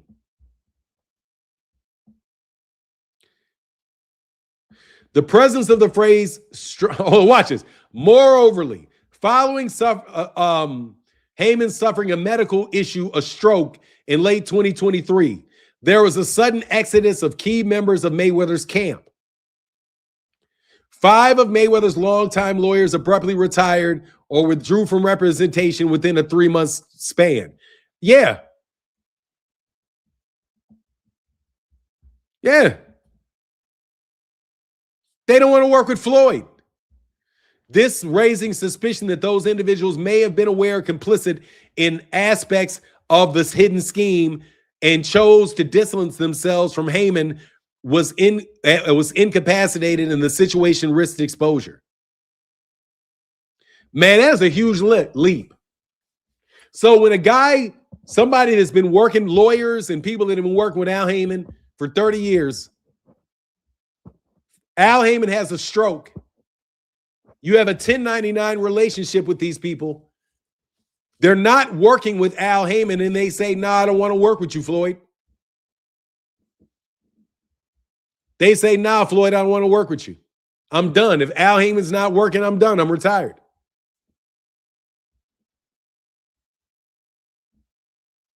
Or withdrew from representation within a 3-month span. Withdrew from representation from Mayweather. Watch this. Mayweather's camp withdrew from representation. You mean a guy like this? You mean a guy like this? His accountant Morris, who could have been part of your team, that is part of the money team that you may have been paying? Look, let me tell you something, man.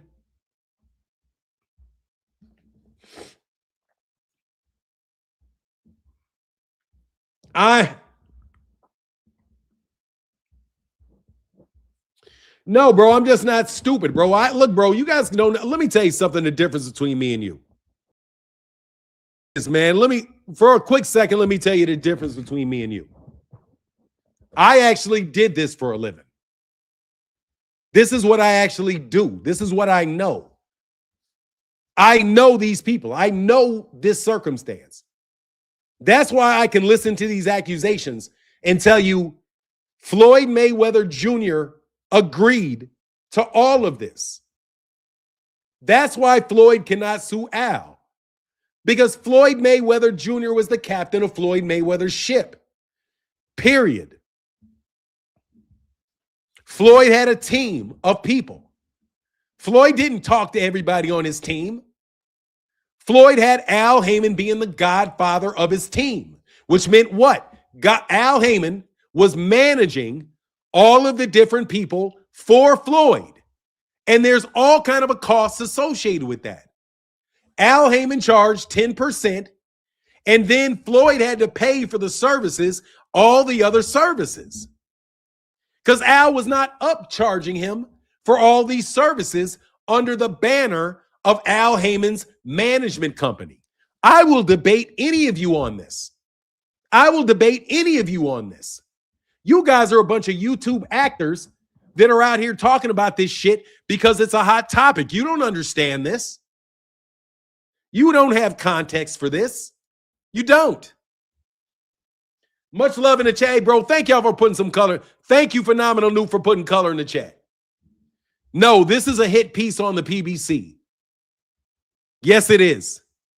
This is a hit piece on the PBC by Floyd Mayweather Jr. in an attempt to dump on his former team and claim that he had nothing to do with the decisions that he made. Floyd Mayweather Jr. was the one that claimed that he was a multi-million-dollar businessman. I guarantee you this shit wouldn't have happened to me. No fucking way. No way. You know why? Because I'm not buying $18 million watches. I'm a businessman. I'm not a businessman. I'm a businessman. That's what you get when you're a business. I'm not a businessman. I'm a businessman. That's what you get when you're a business. That's how your business operates. I can tell you just how it operates. It's a hub and spoke. It's the same hub and spoke that I said Floyd Mayweather Jr. and the PBC operated under. It's hub and spoke. Floyd Mayweather Promotions. Who was paying the bills for Floyd Mayweather Promotions? What about that? Al, you telling me Al Heyman wasn't responsible of payments to Floyd Mayweather Promotions? What about Floyd Mayweather Promotions? Really? Come on, man. $3 million cars, You got a car lot that's worth, you probably spent $100 million on a car lot. That man probably spent $100 million on cars. Seriously. Floyd Mayweather, I wouldn't be surprised if Floyd Mayweather spent $100 million on cars. Out of $1 billion, that's $200 billion. That's $200 million gone right there. Between your cars, the 10% for Al Haymon, and your houses, that's all gone right there. Plus, all the fees associated with the people necessary to run all the businesses that you have, and you're not managing any of those businesses yourself. You have different people. I keep smart people around me. Yeah, and smart people cost a lot of money. Yeah, they do. You hired an idiot away from me for well over $100,000 a year, bro. Fuck are you talking about? Come on, bro. You guys, you pawned off Opio Latham. Man, I don't even want to talk about the shit Floyd is up, that Floyd gets up under that shit. Dog, you're not a debater of everything present, bro. Oh, you're that moron that thinks he's smart. You got that picture of that dude that thinks he's a genius? Yeah, whatever, bro. No, I don't have no chill, bro. I don't like you dummies talking about subjects you don't understand. Seriously, man. I don't like you dummies. I really don't like you dummies talking about subjects you don't understand and acting like you the best shit since fucking sliced bread talking about it. Oh my God, the PBC was a scam. Where the fuck is the PBC a scam? Where does this mean that Showtime didn't have money for Errol Spence, didn't have money for Terrence Crawford? For the Errol Spence Terrence Crawford fight. Where does this say that the PBC was not operating as a legitimate business? Anyway, here's a link, man. If you want to debate me on it, I'm just reading through the lawsuit and calling bullshit on it. Because the lawsuit contradicts itself. It contradicts itself. It says that Floyd Mayweather Jr. knew that Al Haymon's responsibilities included at managing his personal expenses, and that he was the godfather of a team that Mayweather put together. So Mayweather put a team of people together, tells them to talk to Al Haymon. You know the saying, call Al. Can anybody put the one in the chat if you've ever heard the phrase, call Al Haymon? You know who to call. You want to do business with me? You know who to call. Call Al Haymon. Now Floyd want to act like he don't know nobody. Now, that man said, call Al Haymon. He said about his own businesses, call Al Haymon. But now y'all want to read this shit. Y'all want to read this shit in a vacuum, bro.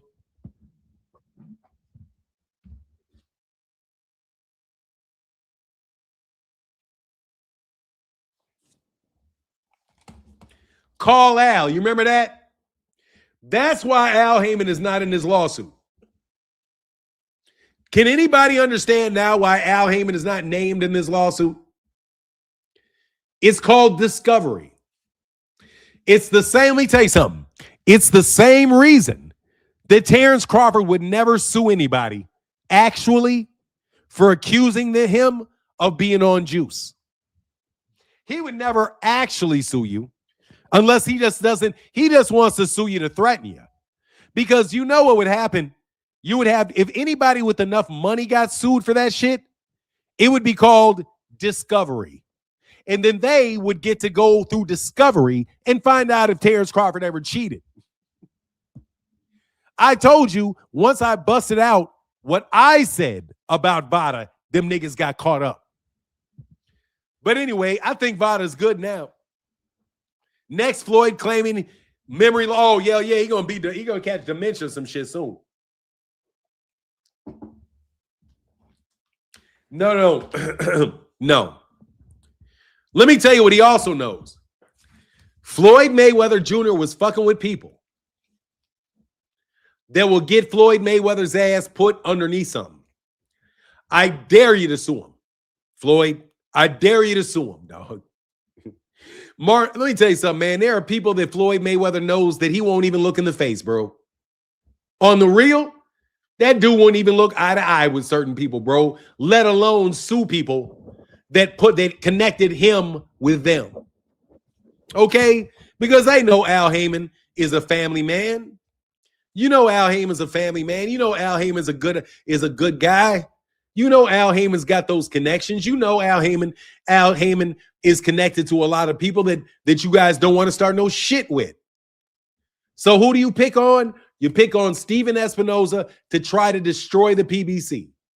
You try to run down Steven Espinoza so nobody will sign with the PBC and the PBC will die on the vine. That's what you did.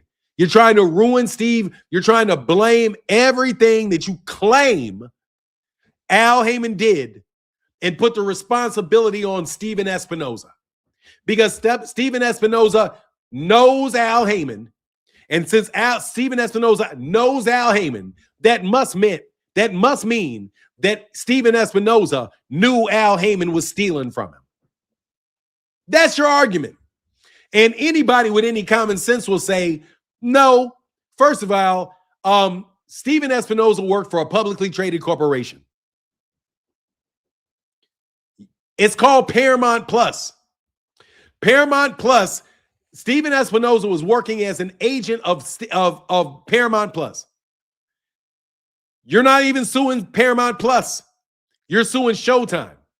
People that were with Showtime that made those decisions don't even work there anymore.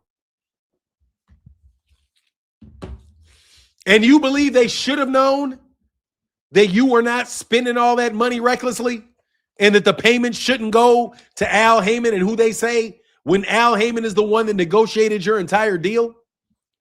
Let me get something right. You had Al Heyman negotiate all your deals for you.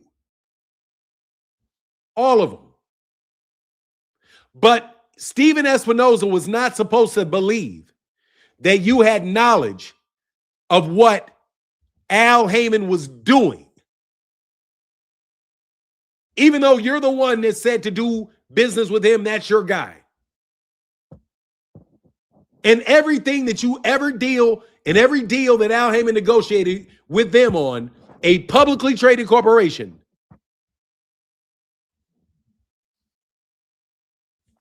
he wasn't supposed to believe that you knew. It sounds to me that you guys got a lot of woulda, coulda, shoulda, maybes in this. You got a lot of shit that you can't prove. And that you are just looking to see if you can get $1 out of these guys. Dog, you're not getting any money out of Showtime for this shit. And Steven Espinoza isn't a billionaire. You're not going to get any money out of Steven Espinoza from that. The one guy that you could hope to get money from, you're not suing him. No, this sounds like a concoction, bro. The lawsuit is what we call a false false integrity. What one might call a Bud Stevenson special. Nah, it's a Bill Haney special. It's a Bill Haney special, bro. But it's sad because the PBC is trying to rebuild. And Floyd would rather take, like I said, Floyd would rather everybody go down with the ship. That's what it seems like to me. And that's all it looks like to me. I don't take this shit seriously. I don't take this shit serious. I don't. I don't take it serious. I will take it what I do take serious. I'm so hoping that Gervonta is okay on this shit. Because they set another low-ass bond for a guy on a domestic violence thing. I was like, man, that sounds like a mighty low bond. Man, that dude turned around and just killed him. What is this? Highest paid boxer, the highest paid athlete to buy a Bugatti, the house in LA and Miami, and a 14-passenger private jet. Did we make it happen? I mean, from 2017. I mean, like, it's just, you guys know that this shit is bullshit. It's just a fake lawsuit is what it is. I wish I could get a debate, but you guys are not my equal. You guys are not my equal on this. I'm going to say this with an arrogant voice. I told people the puppet only works with a hand up its ass. Floyd is a muppet today, baby. Nah, man, let me tell you something. Floyd is a nigga that thinks he's smart. Floyd is overly ambitious, and ambition came back to bite him. Floyd thinks he's the best thing ever. That's the problem. Floyd believes he's the greatest ever. That's his fucking problem. He really does. He really does. Floyd realized that there's a glass ceiling. You can't get in there, dog. You can't. Ain't no real billionaires, bro. Ain't no real billionaires, bro. Ain't no real ones. Every one of them can get their shit snatched because you're all a bunch of upfront fake ass people. That's the way that I see it. You know what I mean? You started dipping off, and I seen all kind of funny shit. Floyd is a funny ass businessman. Whose business ethics do you believe more? Al Heyman, who's never been successfully sued, or Floyd Mayweather Jr. that buys an $18 million watch? Who do you really believe in this scenario? Michael Jackson never said nobody else ever said that Al Heyman stole from him. No, it seems like Floyd copied a business model and he didn't know how to operate that business model because Floyd is not a businessman. Floyd is a boxer, and Floyd should have stuck his black ass to boxing. You shouldn't have tried to become a billionaire businessman, Floyd. You're not a businessman. That's not what you are. And you are a phony trying to climb somewhere and claim something that you are not. Okay? You're not. You're an overly flashy nigga from Detroit or wherever you from that fell for sucker moves. You're not a businessman. That's not what you are. You should have set your ass. You were wealthy. You made a lot of money, but you're not a businessman. That's not what you did. That's not what you do. But you wanted to be one because you got more money than other businessmen. That means you thought you were a better businessman. That's not how that shit works. Wow, the hate on Floyd. Wow, the hate on Floyd. No, I'm telling Floyd to his face. I tell Floyd to his face. Floyd's a phony, bro. All you niggas that act like you're businessmen are fucking phonies. You're all phonies. That's why you guys get money stolen from you, because you're fucking phonies. I don't want to hear that shit. You guys are phonies. You are. Let me tell you something. Y'all are one-hit wonders. Y'all are one-hit wonders. You make a lot of money in the service department. You make a lot of money as the product, and then you try to become the owner of a business. And then you run the business into the ground because all you have is your name and your ability for you to generate money. That's why a lot of these guys that get businesses are fronts. They're fronts for other people that know how to run the business. Floyd's not the first person. Man, come on. Gale Sayers in Chicago, bro. Gale Sayers did not know anything about the distribution of computer parts. He didn't. Gale Sayers was a tremendous football player. He was in the late 1960s, Hall of Fame running back for the Chicago Bears, a terrific Chicagoan. And he always had a business that was given to him called Sayers Source, that it was in business to this day, not because Gale Sayers is some genius businessman, but because the people that he was connected to wanted to make sure that he was always taken care of, so they did business with him. The same way that Magic Johnson gets deals. It's not that Magic Johnson is some super genius businessman. It's that he has enough, he knows, and he develops good business relationships. And he becomes a minor owner, but he lets those people run those businesses. I know business. You aren't businessmen. You have to have good businessmen that work for you. I know as a fact that Magic Johnson listens to his advisors, but he also knows what the business is, and he educated himself. Floyd didn't go to college. I don't even know if Floyd went to high school, bro.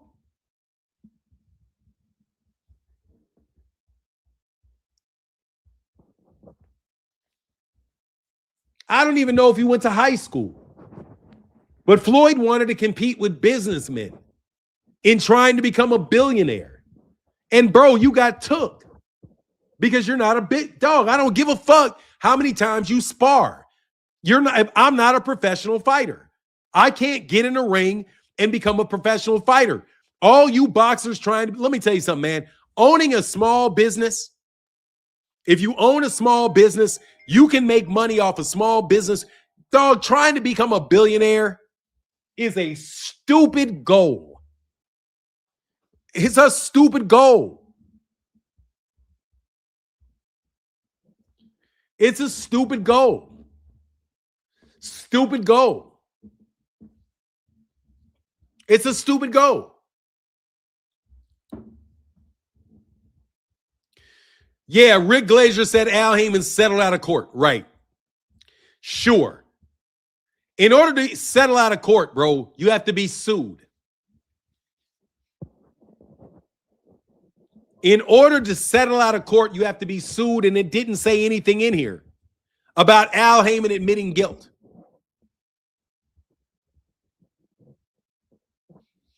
Did it say anywhere in this lawsuit that Al Heyman admitted guilt?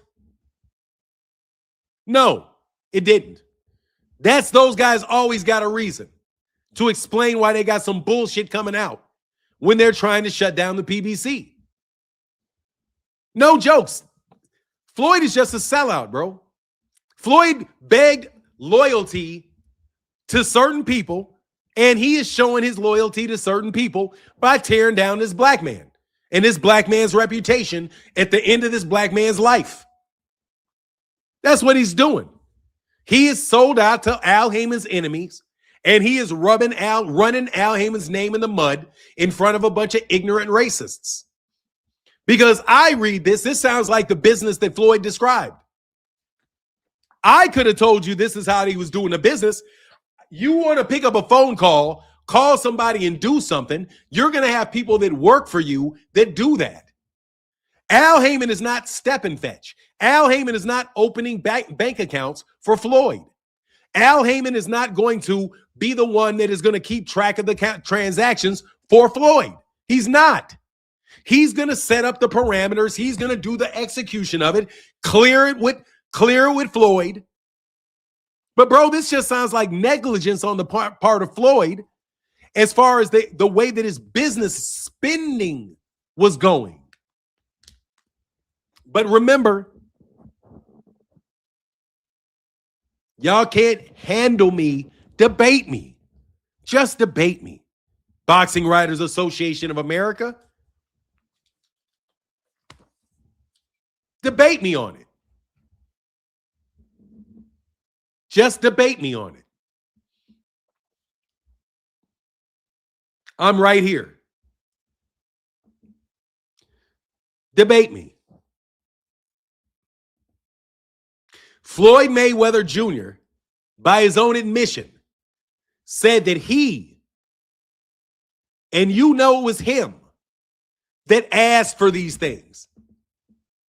They make it seem like Floyd is some innocent victim, making no decisions, just walking around with his head in the cloud, just getting misled. Meanwhile, this nigga is literally giving speeches all over the world about what a great businessman he is. Striking deals with cryptocurrency companies, striking deals with opening Mayweather gyms, negotiating boxing matches. He's doing all of that. Managing strip clubs, training for fights. All of that while he's on his phone calling Al. Hey, Al, get this done. Al's getting 10% of your billion, bro, because you said he gets 10%. So he gets his 10% and then he goes hires the other people. Guess who got to pay those other people? You do. You've got to pay those people. That's what you happen when you want to have all the business. Bro, the buck stops with Floyd here. All this is slander. They didn't even probably cost them too much to do it either. And it makes it seem so official because it's in a court. Let me ask you a question, man. Can anybody tell me what happened with the lawsuit between Devin Haney and Ryan Garcia? What happened between the... Let's talk about all these lawsuits that have been taking place recently in boxing. What happened with the Ryan Garcia, Devin Haney lawsuit?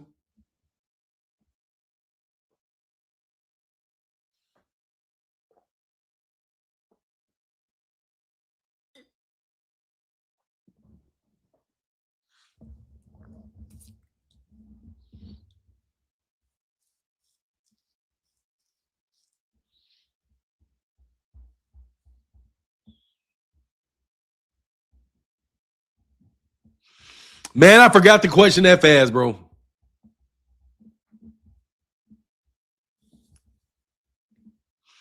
Well, anyway, seriously, what happened? What happened to the law? What happened to that?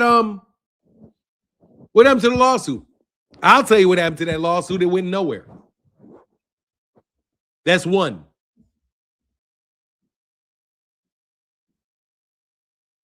That's one lawsuit that went nowhere. What happened to the Derrick James lawsuit against Errol Spence? What happened to the Derrick James lawsuit against Errol Spence? Nothing. What happened to the lawsuit with Terrence Crawford against Bob Arum for racism? Nothing. Didn't go anywhere. Nothing. Didn't go anywhere. It's mighty interesting how many people get sued with cases that I tell you ain't going nowhere. I'm telling you right here, this shit is not going anywhere. Because Floyd Mayweather represented. Why do you say that? Leonard Ellerbe did not leave Mayweather Promotions until 2025. Leonard Ellerbe did not leave till 2025. Didn't leave till 2025. You guys are using lawsuits in order to fuck people over, man, and make them look like disreputable people. That's what you're doing. And you guys saw the sink shipping, the ship sinking, and you're trying to get all the money you can out that ship. I've already told you where I thought the money was coming from, though. Y'all don't have that free access to money anymore, do you? You know what it's telling me? It's telling me they don't have access to this money anymore. You're going to see more lawsuits with people trying to grab and scoot any money that could be anywhere that they can find through lawsuits or otherwise. Because these guys have been defunded. Floyd can't get this money no more. What happened to the Mike Tyson? Can somebody tell me what happened to the Mike Tyson versus Floyd Mayweather exhibition that was supposed to be taking place this month? Can anybody tell me what happened to Floyd Mayweather Jr. fighting Mike Tyson? Where'd the money go from that for that fight? Where'd that money go? Phenomenal Noob. Didn't I say something about we gonna turn off that faucet?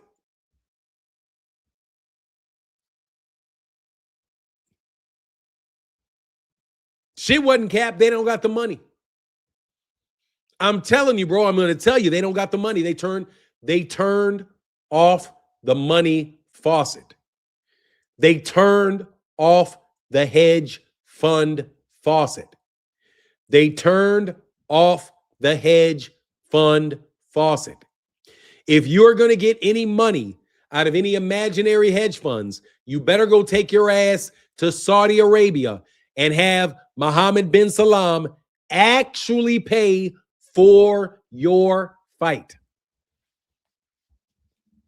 I'm telling you that Floyd Mayweather Jr. has been hitting a lick for a very long time. I'm not saying who turned it off. I've already told you who turned it off. Put it in the super chat and I'll tell you who turned it off. I told you it was turned off. I've already gave you, no, it's no, yeah, no, I don't. Especially when you start stealing money like it's going out of fucking fashion. Especially when you're running around buying $18 million watches years after your retirement, like the money is just going to keep coming. Oh, we've got a source of money where I'm just going to keep getting money. All I got to do is make a phone call and I'm going to get $18 million to pay for this thing. Nah, bro. Y'all got the faucet turned off. You got the faucet turned off. You can no longer justify these people can no longer justify the expenditures that they were making in your name. So now you had other people dividing the money up for all these years. Now you want to call these guys thieves when you all are getting money out of that. Y'all were all getting money out of that tap. All y'all were getting money out of that tap. Yeah, you were. Yeah, you were. All y'all was part of that. All of y'all. One half of the table trying to exploit the other half of the table. All y'all was part of that. And you got the funnel turned off. Unless people whose money it is actually want to support you. So you got your money cut off. That's what happened. And it took a while for all the money to dry up because you guys had $1 billion to run through. Eddie Hearn's going through the same thing. Eddie Hearn's going to go through the same thing. Y'all are going through the same thing with your Turkey al-Sheikh withdrawal. The only difference is Eddie Hearn has an operable business. Eddie Hearn is not stupid. Eddie Hearn is not buying $8 million watches, Floyd, you dumbass. $18 million watch? Bro, if you're a billionaire, that's 1% of your money. You spent 1% of your money on the watch. You're already paying 10% before taxes. So that math don't math, Floyd. You know why? Because you thought you could always come back and get more. You thought you could always come back and get more. And why is that? Because you guys have been hitting a lick since about 2005, bro.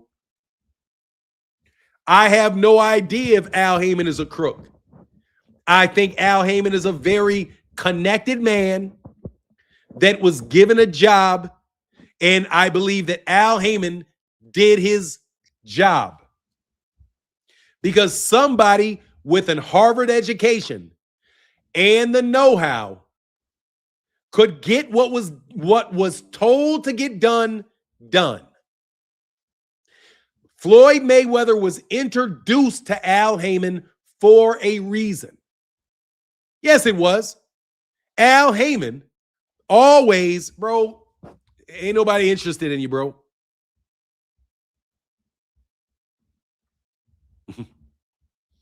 No. He had a job and he did his job. That's why he's not getting sued. Al Haymon has been sued before and they went nowhere. This lawsuit's not going anywhere. Why would Al settle with Floyd when Al has? First of all, Rick Glazier said that Al Haymon settled, so you know it's not true. You know it's not true right on his face. No, I don't. I've never met Al Haymon, but I'm looking at it from a different angle that you guys are.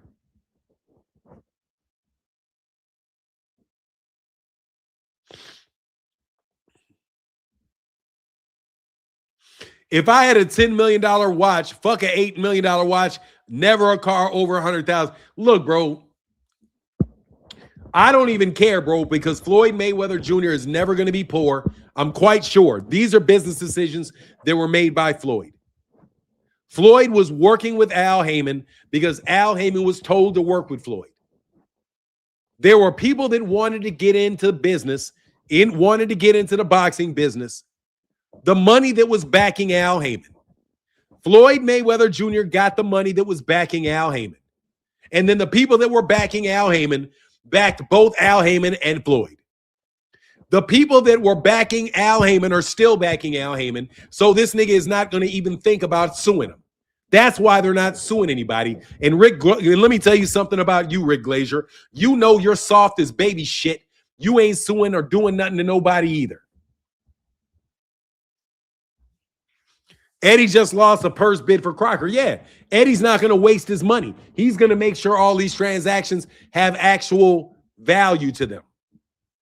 Floyd is out here paying strippers $1 million. Do not tell me that Floyd Mayweather Jr. would not have transactions of $19 million, $18 million, $12 million, $9 million. No way. I don't know what Floyd did. I think Floyd hit a lick. And he thought he could continue to do it. And he, look, boy, I'm going to tell you for sure, Floyd talked shit to the wrong guy. Floyd's boy talked shit to the wrong guy. All right, I'll say it like this way. Hey, man, have you ever known like some shit to really go wrong in your life and you don't know why shit went wrong in your life? Floyd's boy talked shit to the wrong guy. It's just the truth. He fell out with the wrong crowd. The guys that put Floyd in power, Floyd went to somebody and somebody vouched for Floyd. Floyd tricked on the guy that vouched for Floyd. Because Floyd thought he went above that guy. Let me put it this way. All right. Can I tell you, put a 1 in the channel if I can tell you a completely fictitious mafia story. This is a completely fictitious mafia story that involves Floyd Mayweather Jr., but it's completely fictitious, okay? Floyd Mayweather Jr. was looking to get away from Bob Arum. He was looking to get away from Bob Arum. He was looking to get away from Jay Prince. Jay Prince has a lot of muscle in Houston. Jay Prince, especially at the time that Floyd was signed with Jay Prince. Jay Prince, you just don't walk away from Jay Prince. You don't just pay Jay Prince money and walk away. Okay? No, that's not how that works. All right? Somebody had to vouch to get Floyd away from Jay Prince and to get Floyd away from Bob Arum. Otherwise, he could have never got away from him. No, he would have never got that deal. They could have shelved his ass. But guess what? Floyd had in Chicago, he had a fan in Chicago. A member of a very, very influential family in Chicago liked Floyd and said that they wanted to get into the business of boxing. Around 2005, 2006. Matter of fact, I'll give you the date. Give me one. I'll give you the date.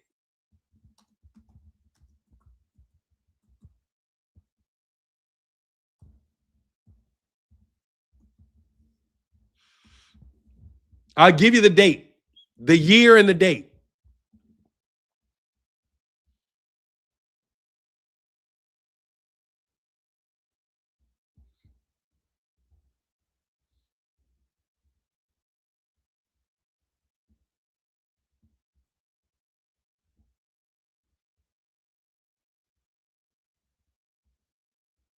$2003.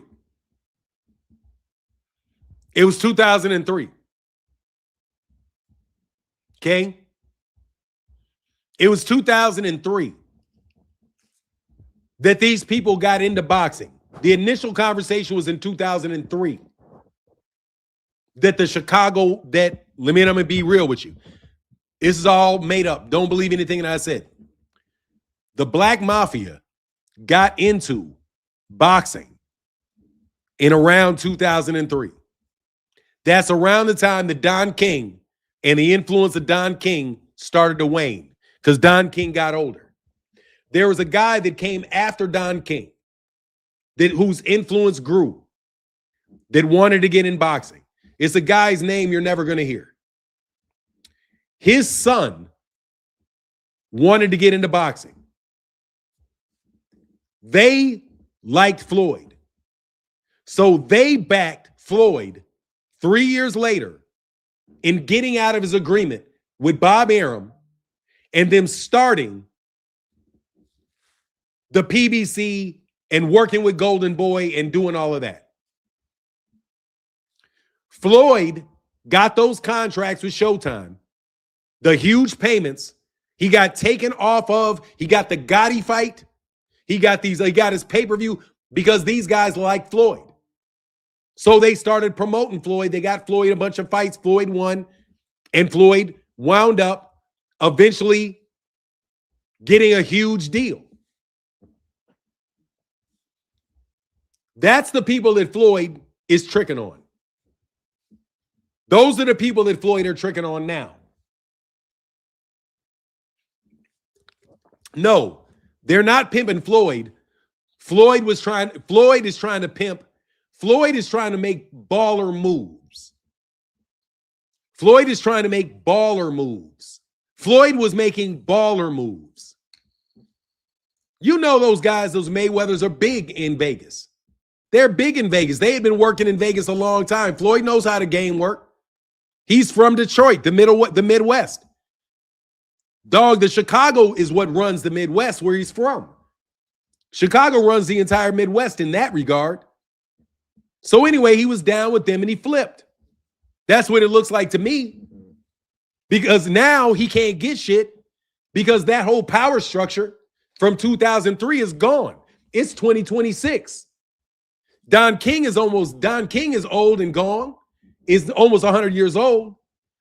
The younger mafia dude that initially gave him his sign off, he died. And that dude's son can't stand Floyd. Can't stand Floyd. Don't fuck with Floyd. Don't like Floyd. Don't like Floyd's team. And you know why? Because once Floyd got there, this guy, let me be very clear. This guy was running shit in Chicago. He had a son that vouched for Floyd. The son went through hard times.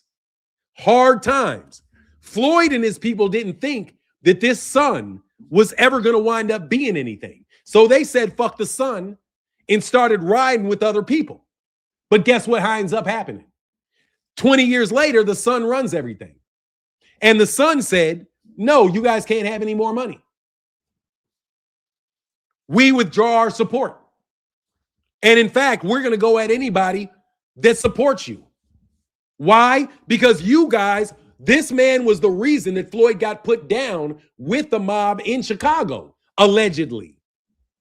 He was the reason that they got into it. He was the reason, not Floyd, not the guy that connected Floyd to him, not all the yes men that were around Floyd, from Chicago, by the way.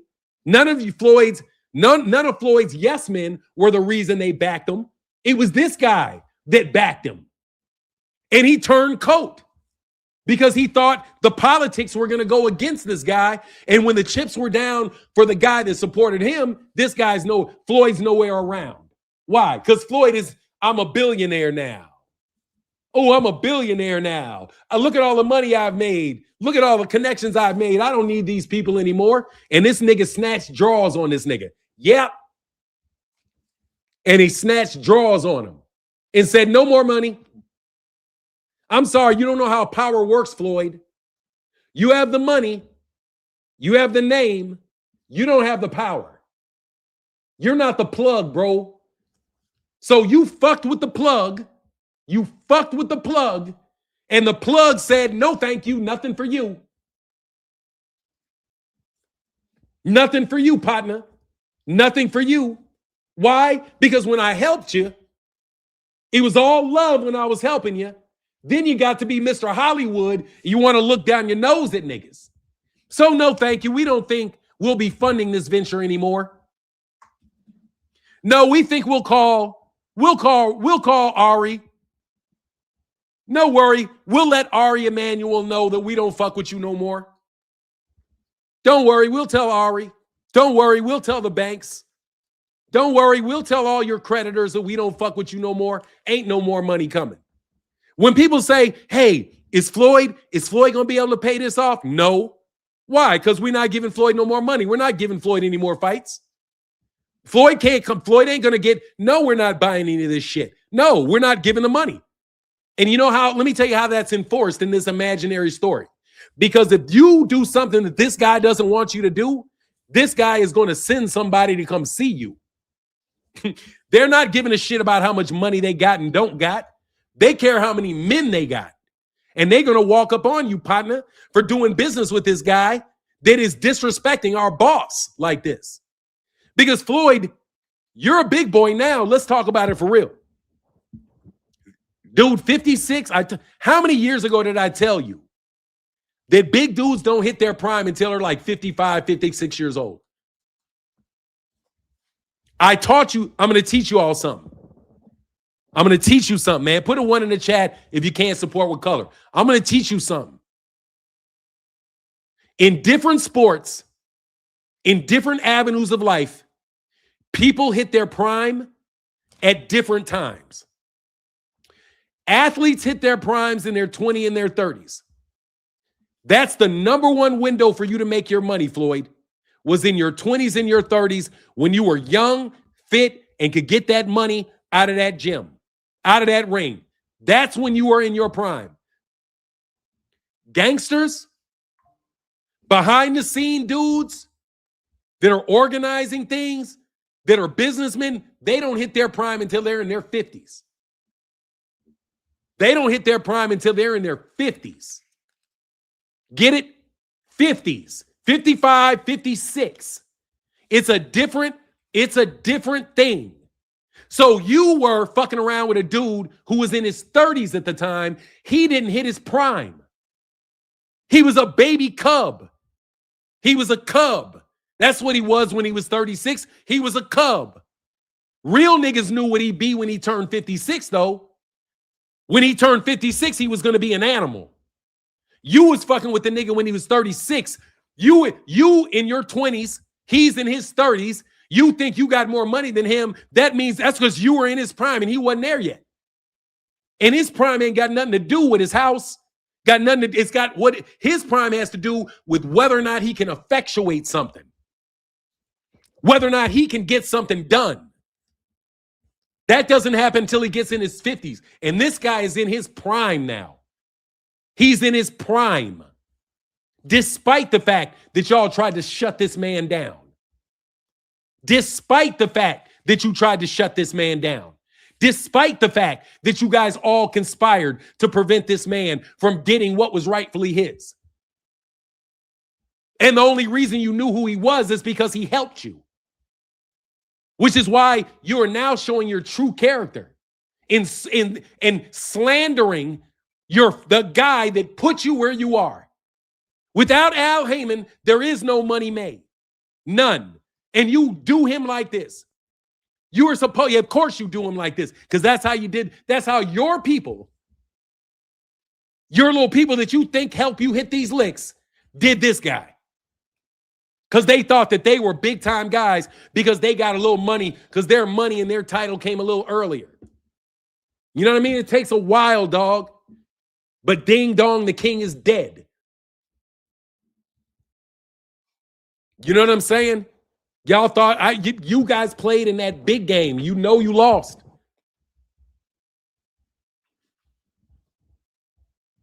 He said he desperate, then people got him a chokehold. Oh, yeah, because that's where we send them.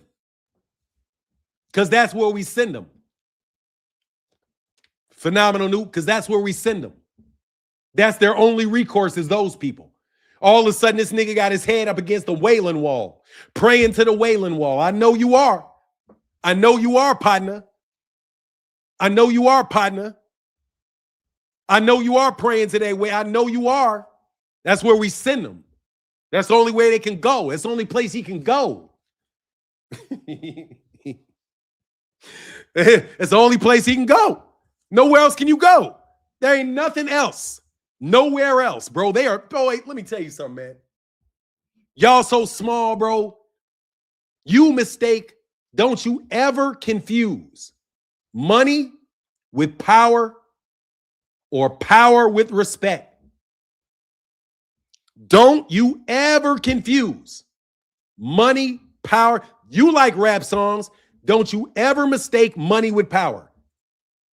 Let me tell you, somebody made an admission, bro. Somebody made an admission, and I got to respect this man for making an admission. Jay Prince, shout out to Jay Prince, bro. Shout out to Jay Prince, bro. And my apologies to James Prince, bro. I didn't mean to do that.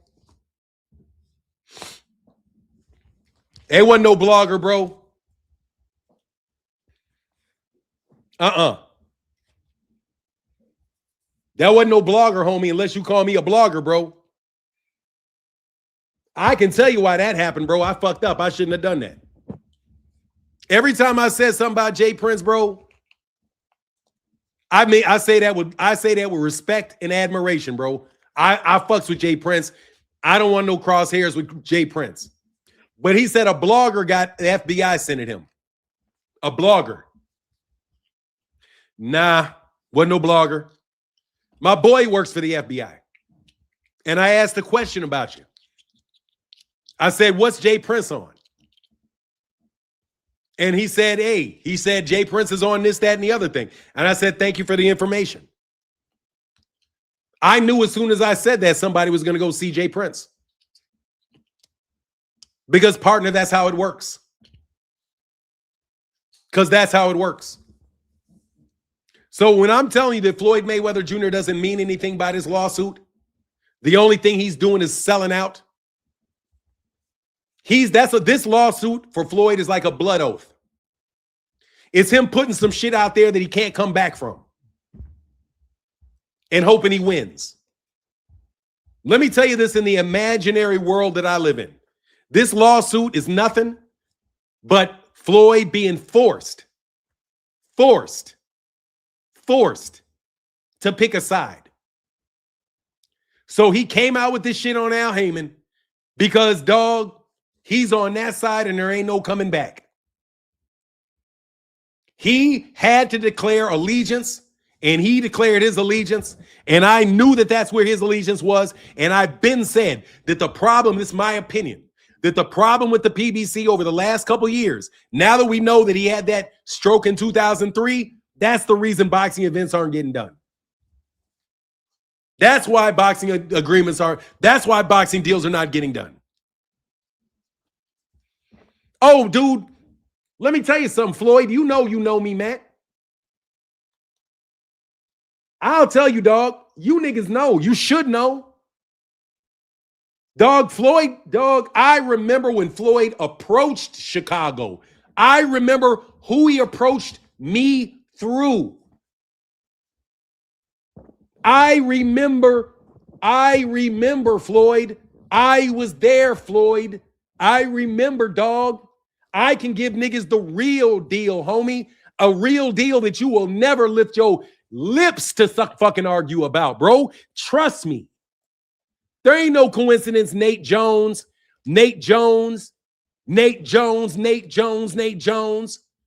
OPO, Nate, your boy with the YouTube page that lived out there in Vegas, Ross, you know,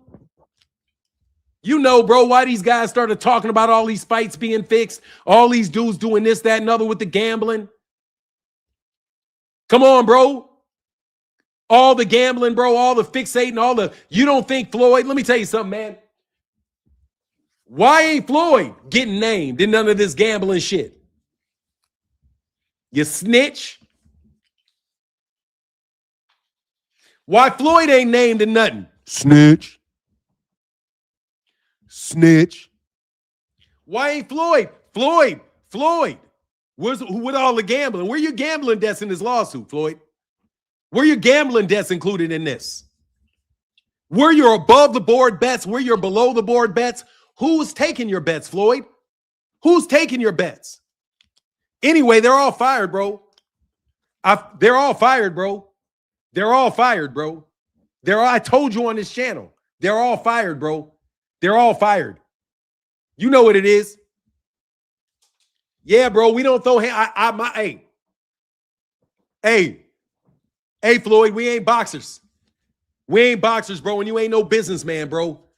You ain't no businessman, bro. What Al Heyman did was ensure that he was not implicated in any shit you did. That's what I see that that Al Heyman did. Al Heyman said, you are not going to entrap me in any of the shit that goes down. He does not speak on the telephone.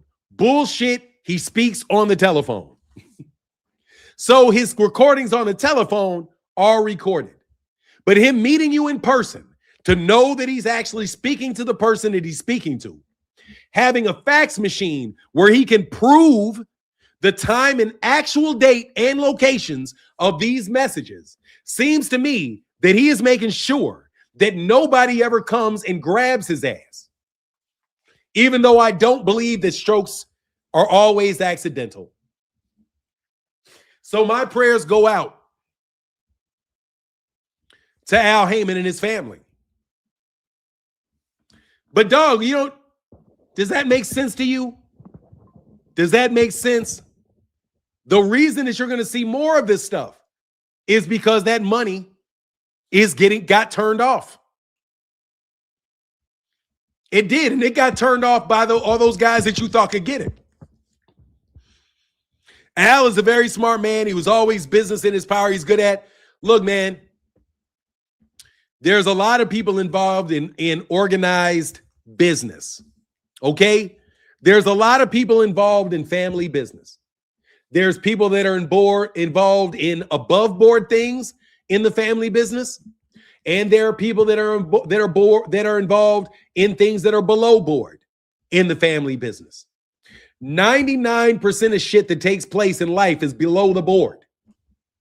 It's just a lot of stuff below the board.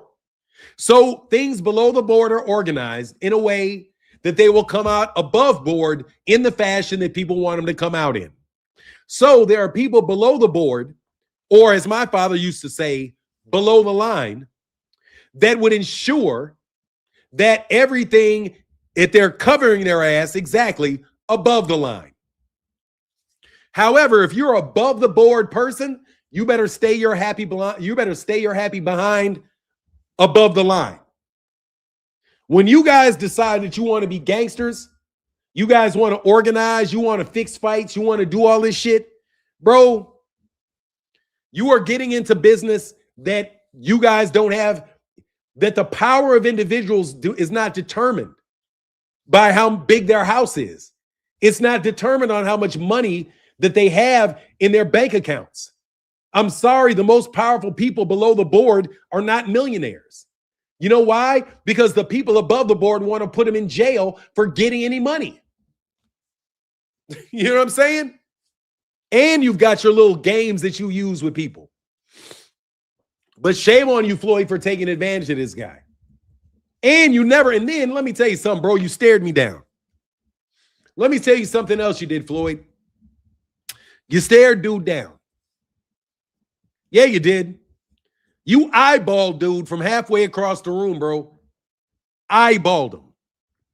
Eyeballed the Negro. Like you was going to do something. That's true stuff, real stuff. I'm telling you the real shit, bro, not these make-believe niggas. You know what I mean? I'm not trying to I'm not telling you no make-believe stuff. Floyd is not serious about getting no money. He's not. He is just being loyal to the people that are the enemy of the people that put him on top. That's all it is. He's just selling out. He's a snitch. And this lawsuit is nothing but an attempt to snitch out organized crime in Chicago. Yes, it is. It's a bribe. If you don't give me $340 million, I'm going to out this entire organization. Man, we ain't paying you shit, Floyd. We ain't paying you shit, Floyd. You a sucker nigga for filing it. Sucker for filing it, bro. You're a sucker for filing it, bro. Sucker for filing it, bro. You are not going to be, see how they do you? See how they do you? I destroyed this fucking lawsuit. I don't have to go through the rest of this. This is horse shit. Floyd is a grown man and made grown men decisions, and he should be held responsible for the grown men decisions that he made. And I know full well how Floyd got his fucking got his Showtime contract. I know why they got the money. Guess how they got the money? They got the money the same way Paramount Plus got the money for the UFC deal. Somebody that likes the UFC decided to give them the money and said, move the money over there. Okay? And guess what happens? Like the mob and in the mafia, in the movie, Godfather, can you put a 1 in the chat if you've ever heard of Johnny Fontaine? Johnny Fontaine. Johnny Fontaine. Did anybody see The Godfather and see Johnny Fontaine? Johnny Fontaine is Floyd Mayweather. Johnny Fontaine is Floyd Mayweather. That's Johnny Fontaine. The singer. That's Johnny Fontaine. If you want to know who Floyd Mayweather Jr. is, relative to Michael Corleone and Vito Corleone, it's Johnny Fontaine. Only problem is Johnny Fontaine sold out his Godfather, and Johnny Fontaine, he sold out his Godfather. That's the only difference. He's Johnny Fontaine. That's what he is. That's what all you singers, dancers, and rappers are. That's who you are. You not mobster niggas. You Johnny Fontaine. You niggas are connected to somebody, bro. You can go cry on my daddy's shoulder. I'm sorry. You can go cry on somebody's shoulder. I can't get this role done. Don Corleone, they won't give me. They won't give me the fight deal. Don Corleone. Don Corleone. Don Corleone. I have a contract with Bob Arum, and Bob Arum won't let me be a superstar. I'm the greatest fighter that's ever lived, and I can't get a contract. He's putting me, he won't put my face on Vegas, and he puts me on undercards. Uncle Don, please help me. That's what that bitch ass nigga was on, bro, back in 93, hoe ass nigga. That's what he was on. Trying to get out that contract. You know what it is, Floyd. I'm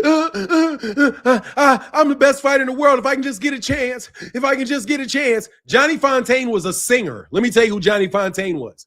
Johnny Fontaine was a singer. A world famous singer, like based off of Frank Sinatra. Do you know how Frank Sinatra is like this? Okay, it's Frank Sinatra. It's based off the role for Frank Sinatra. Frank Sinatra is this big mafia guy, right? He is. Bob, look, him, Don Rickles, all these guys who were performers were connected to the mob. And what would happen? If you said anything to Johnny Fontaine, or if you say anything to Frank, if you say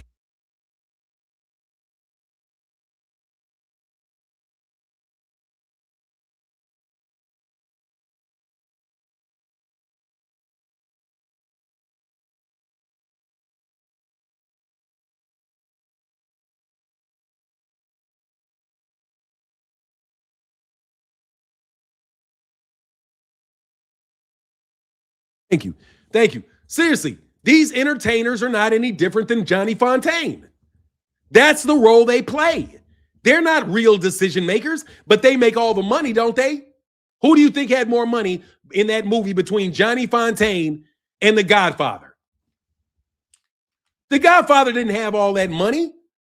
Johnny Fontaine was making the big money, just like the movie producer guy was making all that money. It didn't. The power wasn't related to the fact that they lived in bigger houses, were more famous, and made more money. It was The Godfather that allowed those guys to make that money. Come on, bro. That's how society works, bro. Floyd did not just get on just because of his talent, get all these opportunities just because of his talent. Just like fucking Terrence Crawford didn't get all the opportunities that Terrence Crawford just got just because of his talent. Man, I ain't trying to hear that shit, bro. You know damn well I'm not talking about that right now. So, yeah, man, that's what this shit is. That's what this is. That is what this is. Floyd sold out for his new master. Doesn't matter, though. Bro, it doesn't matter, though, because both sides work for the same guy. Let me tell you very bluntly. Where you guys are right now, you think you've got it split in two. You don't have it split in two. They both work for the same guy. They both work for the same guy. So you can't go to this side and think you're going to get saved from that side. You can't. You think you're still in the game. You're playing the game. I'm going to pray on the... No, they can't help you, bro. No joke. I'm telling you very, very honestly. They can't do shit for you. Nothing. They work for the same dude. The only difference is that they are a little more dishonest than other people. And they will aid and abet in doing some shit where people are playing around with money. But guess what? Oh, I forgot. Mighty convenient that I start talking about the misappropriation of funds going on Turkey al-Sheikh's side. But now you guys want to turn around and blame the PBC for misappropriations of funds. Wow, that's pretty equal.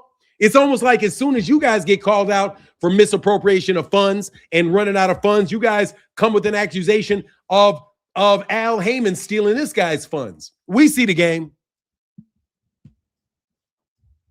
Man, if you don't know who the dude is, then you don't know who the dude is. But you know damn well who the dude is, and everybody in here knows damn well who the dude is.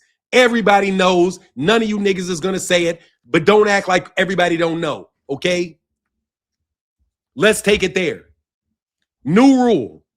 When I say something and everybody know damn well who it is, and I don't want to say who it is, bro, leave it there. You're not going to bait me into saying something that, oh, look how crazy he sounds. No. I don't sound crazy when I tell you about 6 Ricos about to drop off. I don't sound crazy when I tell you that Turkey al-Sheikh and these guys are going to run out of money. And I don't sound crazy when I tell you that Floyd Mayweather Jr., and I said this a minute ago, was out here hitting licks. And that they were going to shut off all that damn money. And when I told you they were going to shut off all the money, for some fucking reason, all the money gets shut off. We're not going to pretend anymore around here, okay? But at the same time, I'm going to pretend, okay? There's a reason why I will look I can look Turkey al-Sheikh in the face and say, bro, do whatever you want to do to me, bro. Do and say whatever the fuck you want to say to me. I promise you Turkey al-Sheikh could not touch me with a military. Let me repeat that. I am so bold in my proclamations that I told you and I maintain it's true that Mohammed bin Salman could not touch me with his own military. I don't give a shit. He could come at me with his entire military. He wouldn't touch me. You guys don't understand how the world works. You don't understand what politics are. And that's why you don't know how to manipulate politics. I have masterfully positioned you in a fucked up position. This lawsuit right here is horse shit and nothing but a declaration of loyalty is what this is. They know, the lawyer that wrote this knows full well that it's not going to go anywhere, but they got Floyd Mayweather to put all this shit in writing, and that's all they cared about. All they cared about was getting this in writing and getting the reactions from people about this lawsuit that they filed, because you guys, by nature of the human mind, are going to give credence to something that you see put down in paper. Because you see it written down, you think, oh, this must be, it's official paperwork. It must be true. So is Floyd being forced to file this? Absolutely. Absolutely. Absolutely. Absolutely. Is in debt as he is to people? Absolutely. Absolutely. Is Floyd Mayweather being forced to this law house? Absolutely. Abso-fucking-lutely. Abso-fucking-lutely. Yes. Abso-fucking-lutely. He got no fucking choice.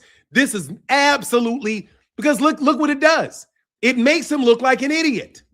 It makes it look like he can't handle his money, and everything that he has said over all this time was all somebody else's fault.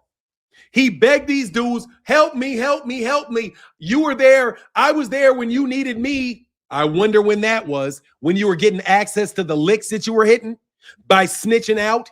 When were you there for them, Floyd? Around 2000 what? Around 2006? Were you there for them then? In 2006, 2000, 2008? Maybe 2008 to 2000 and what? Like 12? Huh? When this dude had all kind of fucking problems? Was that when you were there for them, Floyd? When this guy was under all kind of legal pressure, Floyd? Huh? When the feds were all on top of him, Floyd? When everybody was on his back, Floyd? Was that when you were with him, Floyd? Around that time frame, Floyd? When you were saying, I was with you, Floyd? I was with you. I know you're going to be with me. So now you got to be with them. And in order to be with them, you got to cast blame on Al Heyman. You got to go at the people that you claimed before were the people that supported you the most and got you to where you were, because they were the people that got you there. But you selling out him is nothing new, Floyd. Just like your boy selling out my boy was nothing new. Y'all all a bunch of sellouts. Whenever somebody waves a couple extra dollars in front of your face, you take it.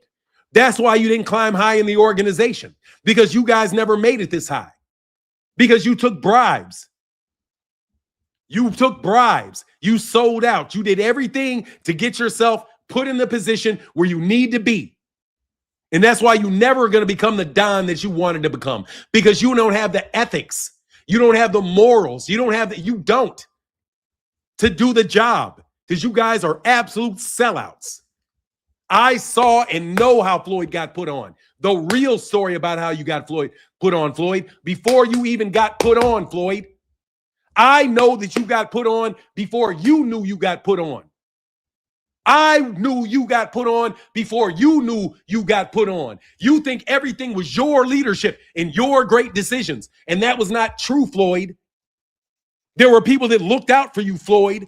There were people that risked their own reputation on your ability to fight, Floyd. That is the reason that they backed you with all that money and backed you all the way through the Manny Pacquiao fight and backed you despite the fact that you went to jail. Backed you when you had nothing. Backed you when Bob Arum was going to sit your ass on the fucking bench and tell you, all right, you're either going to fight at 160 pounds or you're not. I'm going to pay you your $30,000 minimum, and I'm not going to do anything for you, Floyd. They were going to sit your ass on the bench. They lost money on Floyd. Bob Arum never made any money off Floyd. Floyd started making money when Floyd started getting the promotion, when Floyd got people to back him. Just like Terrence Crawford, all of a sudden got all these commercials and everybody thinks he's great because he got people to back him. He got people to back him. Come on, man. We know the deal. Don't act like y'all don't know the deal. Google me, boy. Google me. Google me. Google me. Google me. Google me. Like I said, y'all ain't getting no more of that money. I'm telling you, bro, on YouTube in front of all y'all. Y'all know you're listening. Everybody of note is listening. That's why we got 430 in here. This ain't helping neither one of y'all. It ain't helping neither one of you because the money's going to get cut off on both sides. I'm telling you, the money is cut off on both sides. Cut off, none of it's going to help you. None of it. None of it is going to help you. Because you guys you lost. You lost. Like all y'all little movies you like to watch. All those movies you like to watch. Bro, this ain't no gangster movie, bro. It ain't how it works. Y'all are done. That's why Zufta's coming in. That's why they so blazing about changing the Ali Act. That's why you suffering Ricos. and why it's going to get worse. And that's the reason why you niggas miraculously wanted to stay from around me when the first group of people found it out. Yeah, they did. They thought they hit a lick. Same lick Floyd was hitting. And they had enough sense to know that, you licking a razor blade, buddy. You licking on a razor blade, boy. That cut is going to show up eventually, dog. And that's what they did. No, I'm telling you, the whole crew is desperate, bro. I told you the money was cut off. And I meant it. When I told you I knew where the money was coming from. And I'm not talking about the money from Paramount Plus. I'm talking about the money before Paramount Plus ever gets to issue a contract. I'm talking about the actual money, the real money that's in a vault. I know where it is. I know whose it is. I know how you access it. And you can't do it anymore. So none of your schemes, none of your play, none of your stuff is working. None of it. And that's why Turkey Al-Sheikh is paying bottom dollar for fights right now. And don't lie, he's paying bottom dollar, low dollars for fights in the United States. Y'all can do all the media ploys you want about all the money you're not making. But when I see fighters that don't want to pay sanctioning fees, I start thinking you're not making the money you say you're making. When you don't want to pay sanctioning fees, what's $100,000? You don't want to pay it? Trying to keep all that money in-house? Smart move. Smart move. If I recall correctly, you said this before Paramount, Amazon, and Netflix even appeared. Oh, I did. Because I know whose money it is. Yes, I do. I'm sorry, brother. I got sent to the hospital for knowing whose money it was. Yes, I did. I've gotten major PR campaigns against me for me telling people that I know where the money comes from and being able to prove it at the absolute source. And I don't care about anybody's Illuminati talk. I don't care. I know exactly who these people are. I know their names. I've spoken with them. I've shaken their hands. They've passed paperwork by my eyes. And they really do be sending people to the hospital for knowing stuff like that. You're not lying for. Yeah, they do.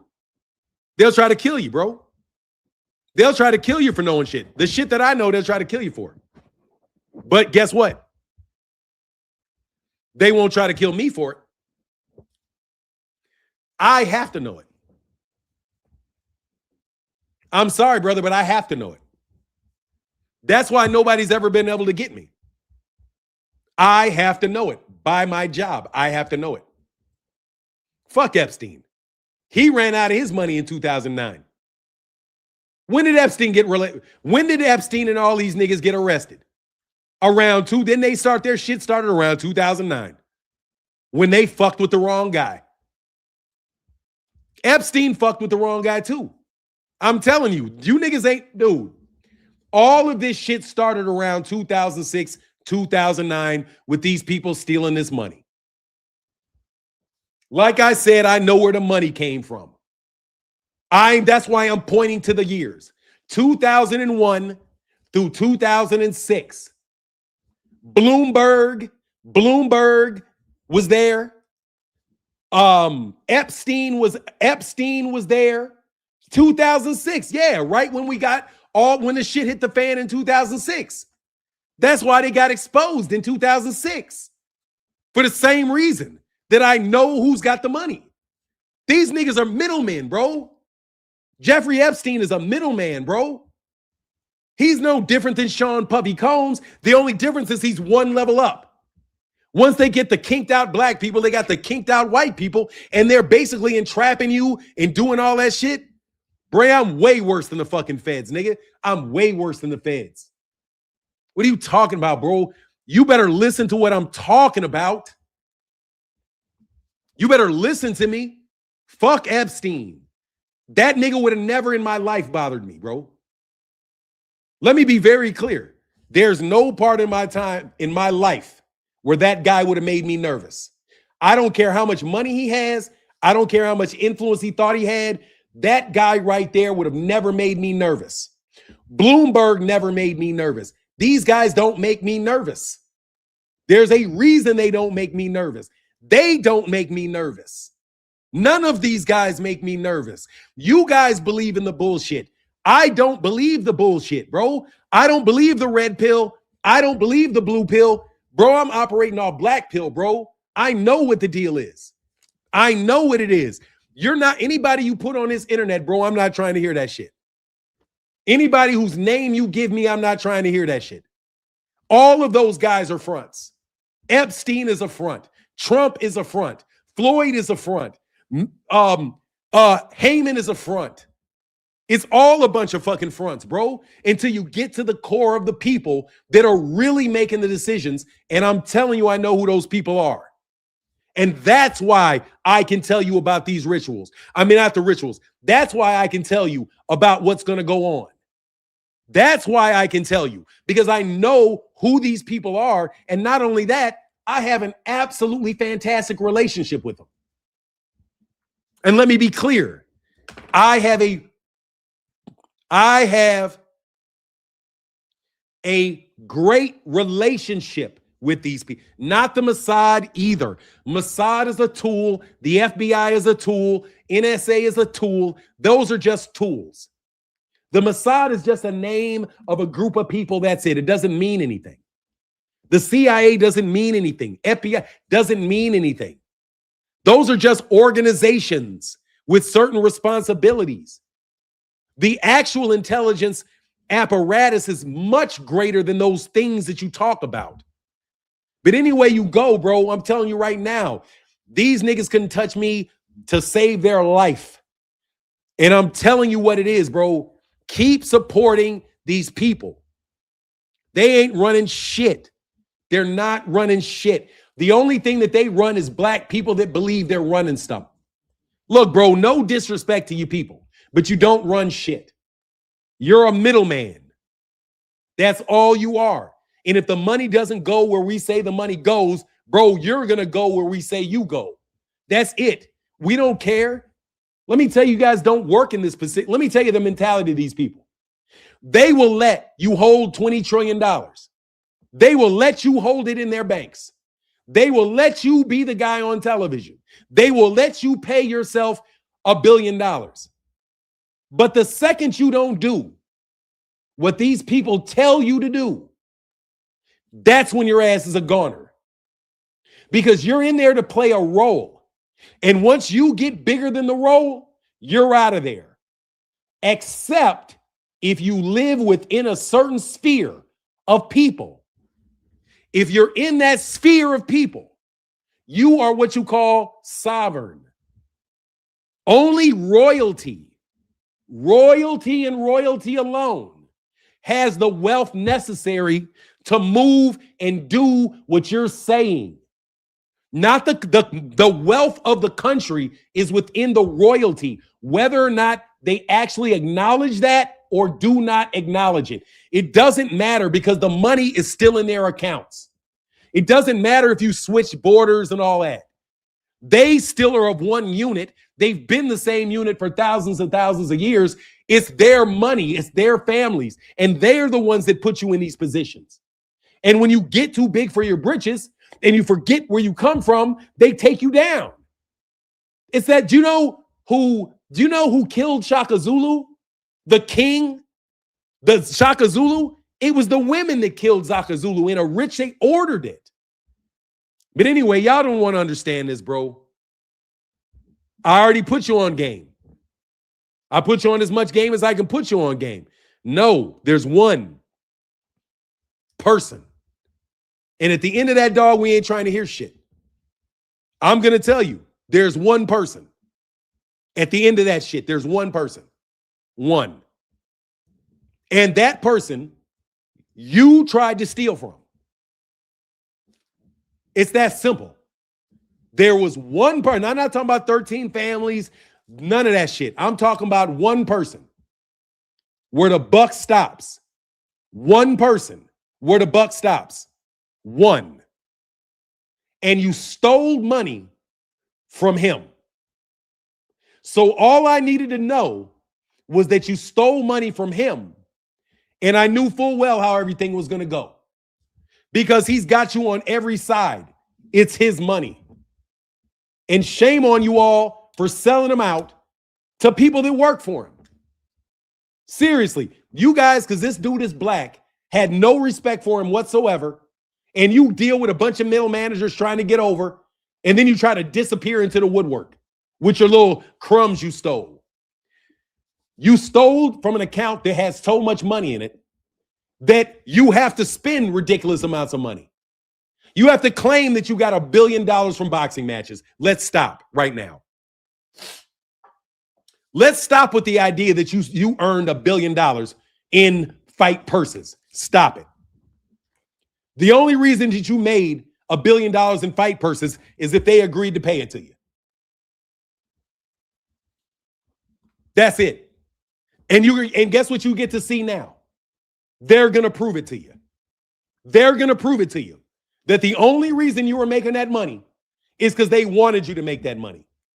Because as soon as you got caught stealing from this guy, they introduced all of a sudden Zoof the boxing, and the Muhammad Ali Act is going to make it so that they have unified boxing organizations where none of the money gets to the fighter and all of the money stays with the executives, which is going to make sure we don't have any more Floyd Mayweather Jr.'s running around trying to be political leaders, basically co-signing genocides and shit like that, Floyd. I'm good, Miss Lady. Hey, Miss Lady T, good to see you. The play was coming the day Floyd put that robe on in front. Exactly, bro. Anyway, I told you every step of the way, bro. I told you every step of the way. And I maintain I didn't lie. But let me get out of here. We did 3 hours today. Thank y'all so much for listening to me for so long. And with that, I'm out. Deuces.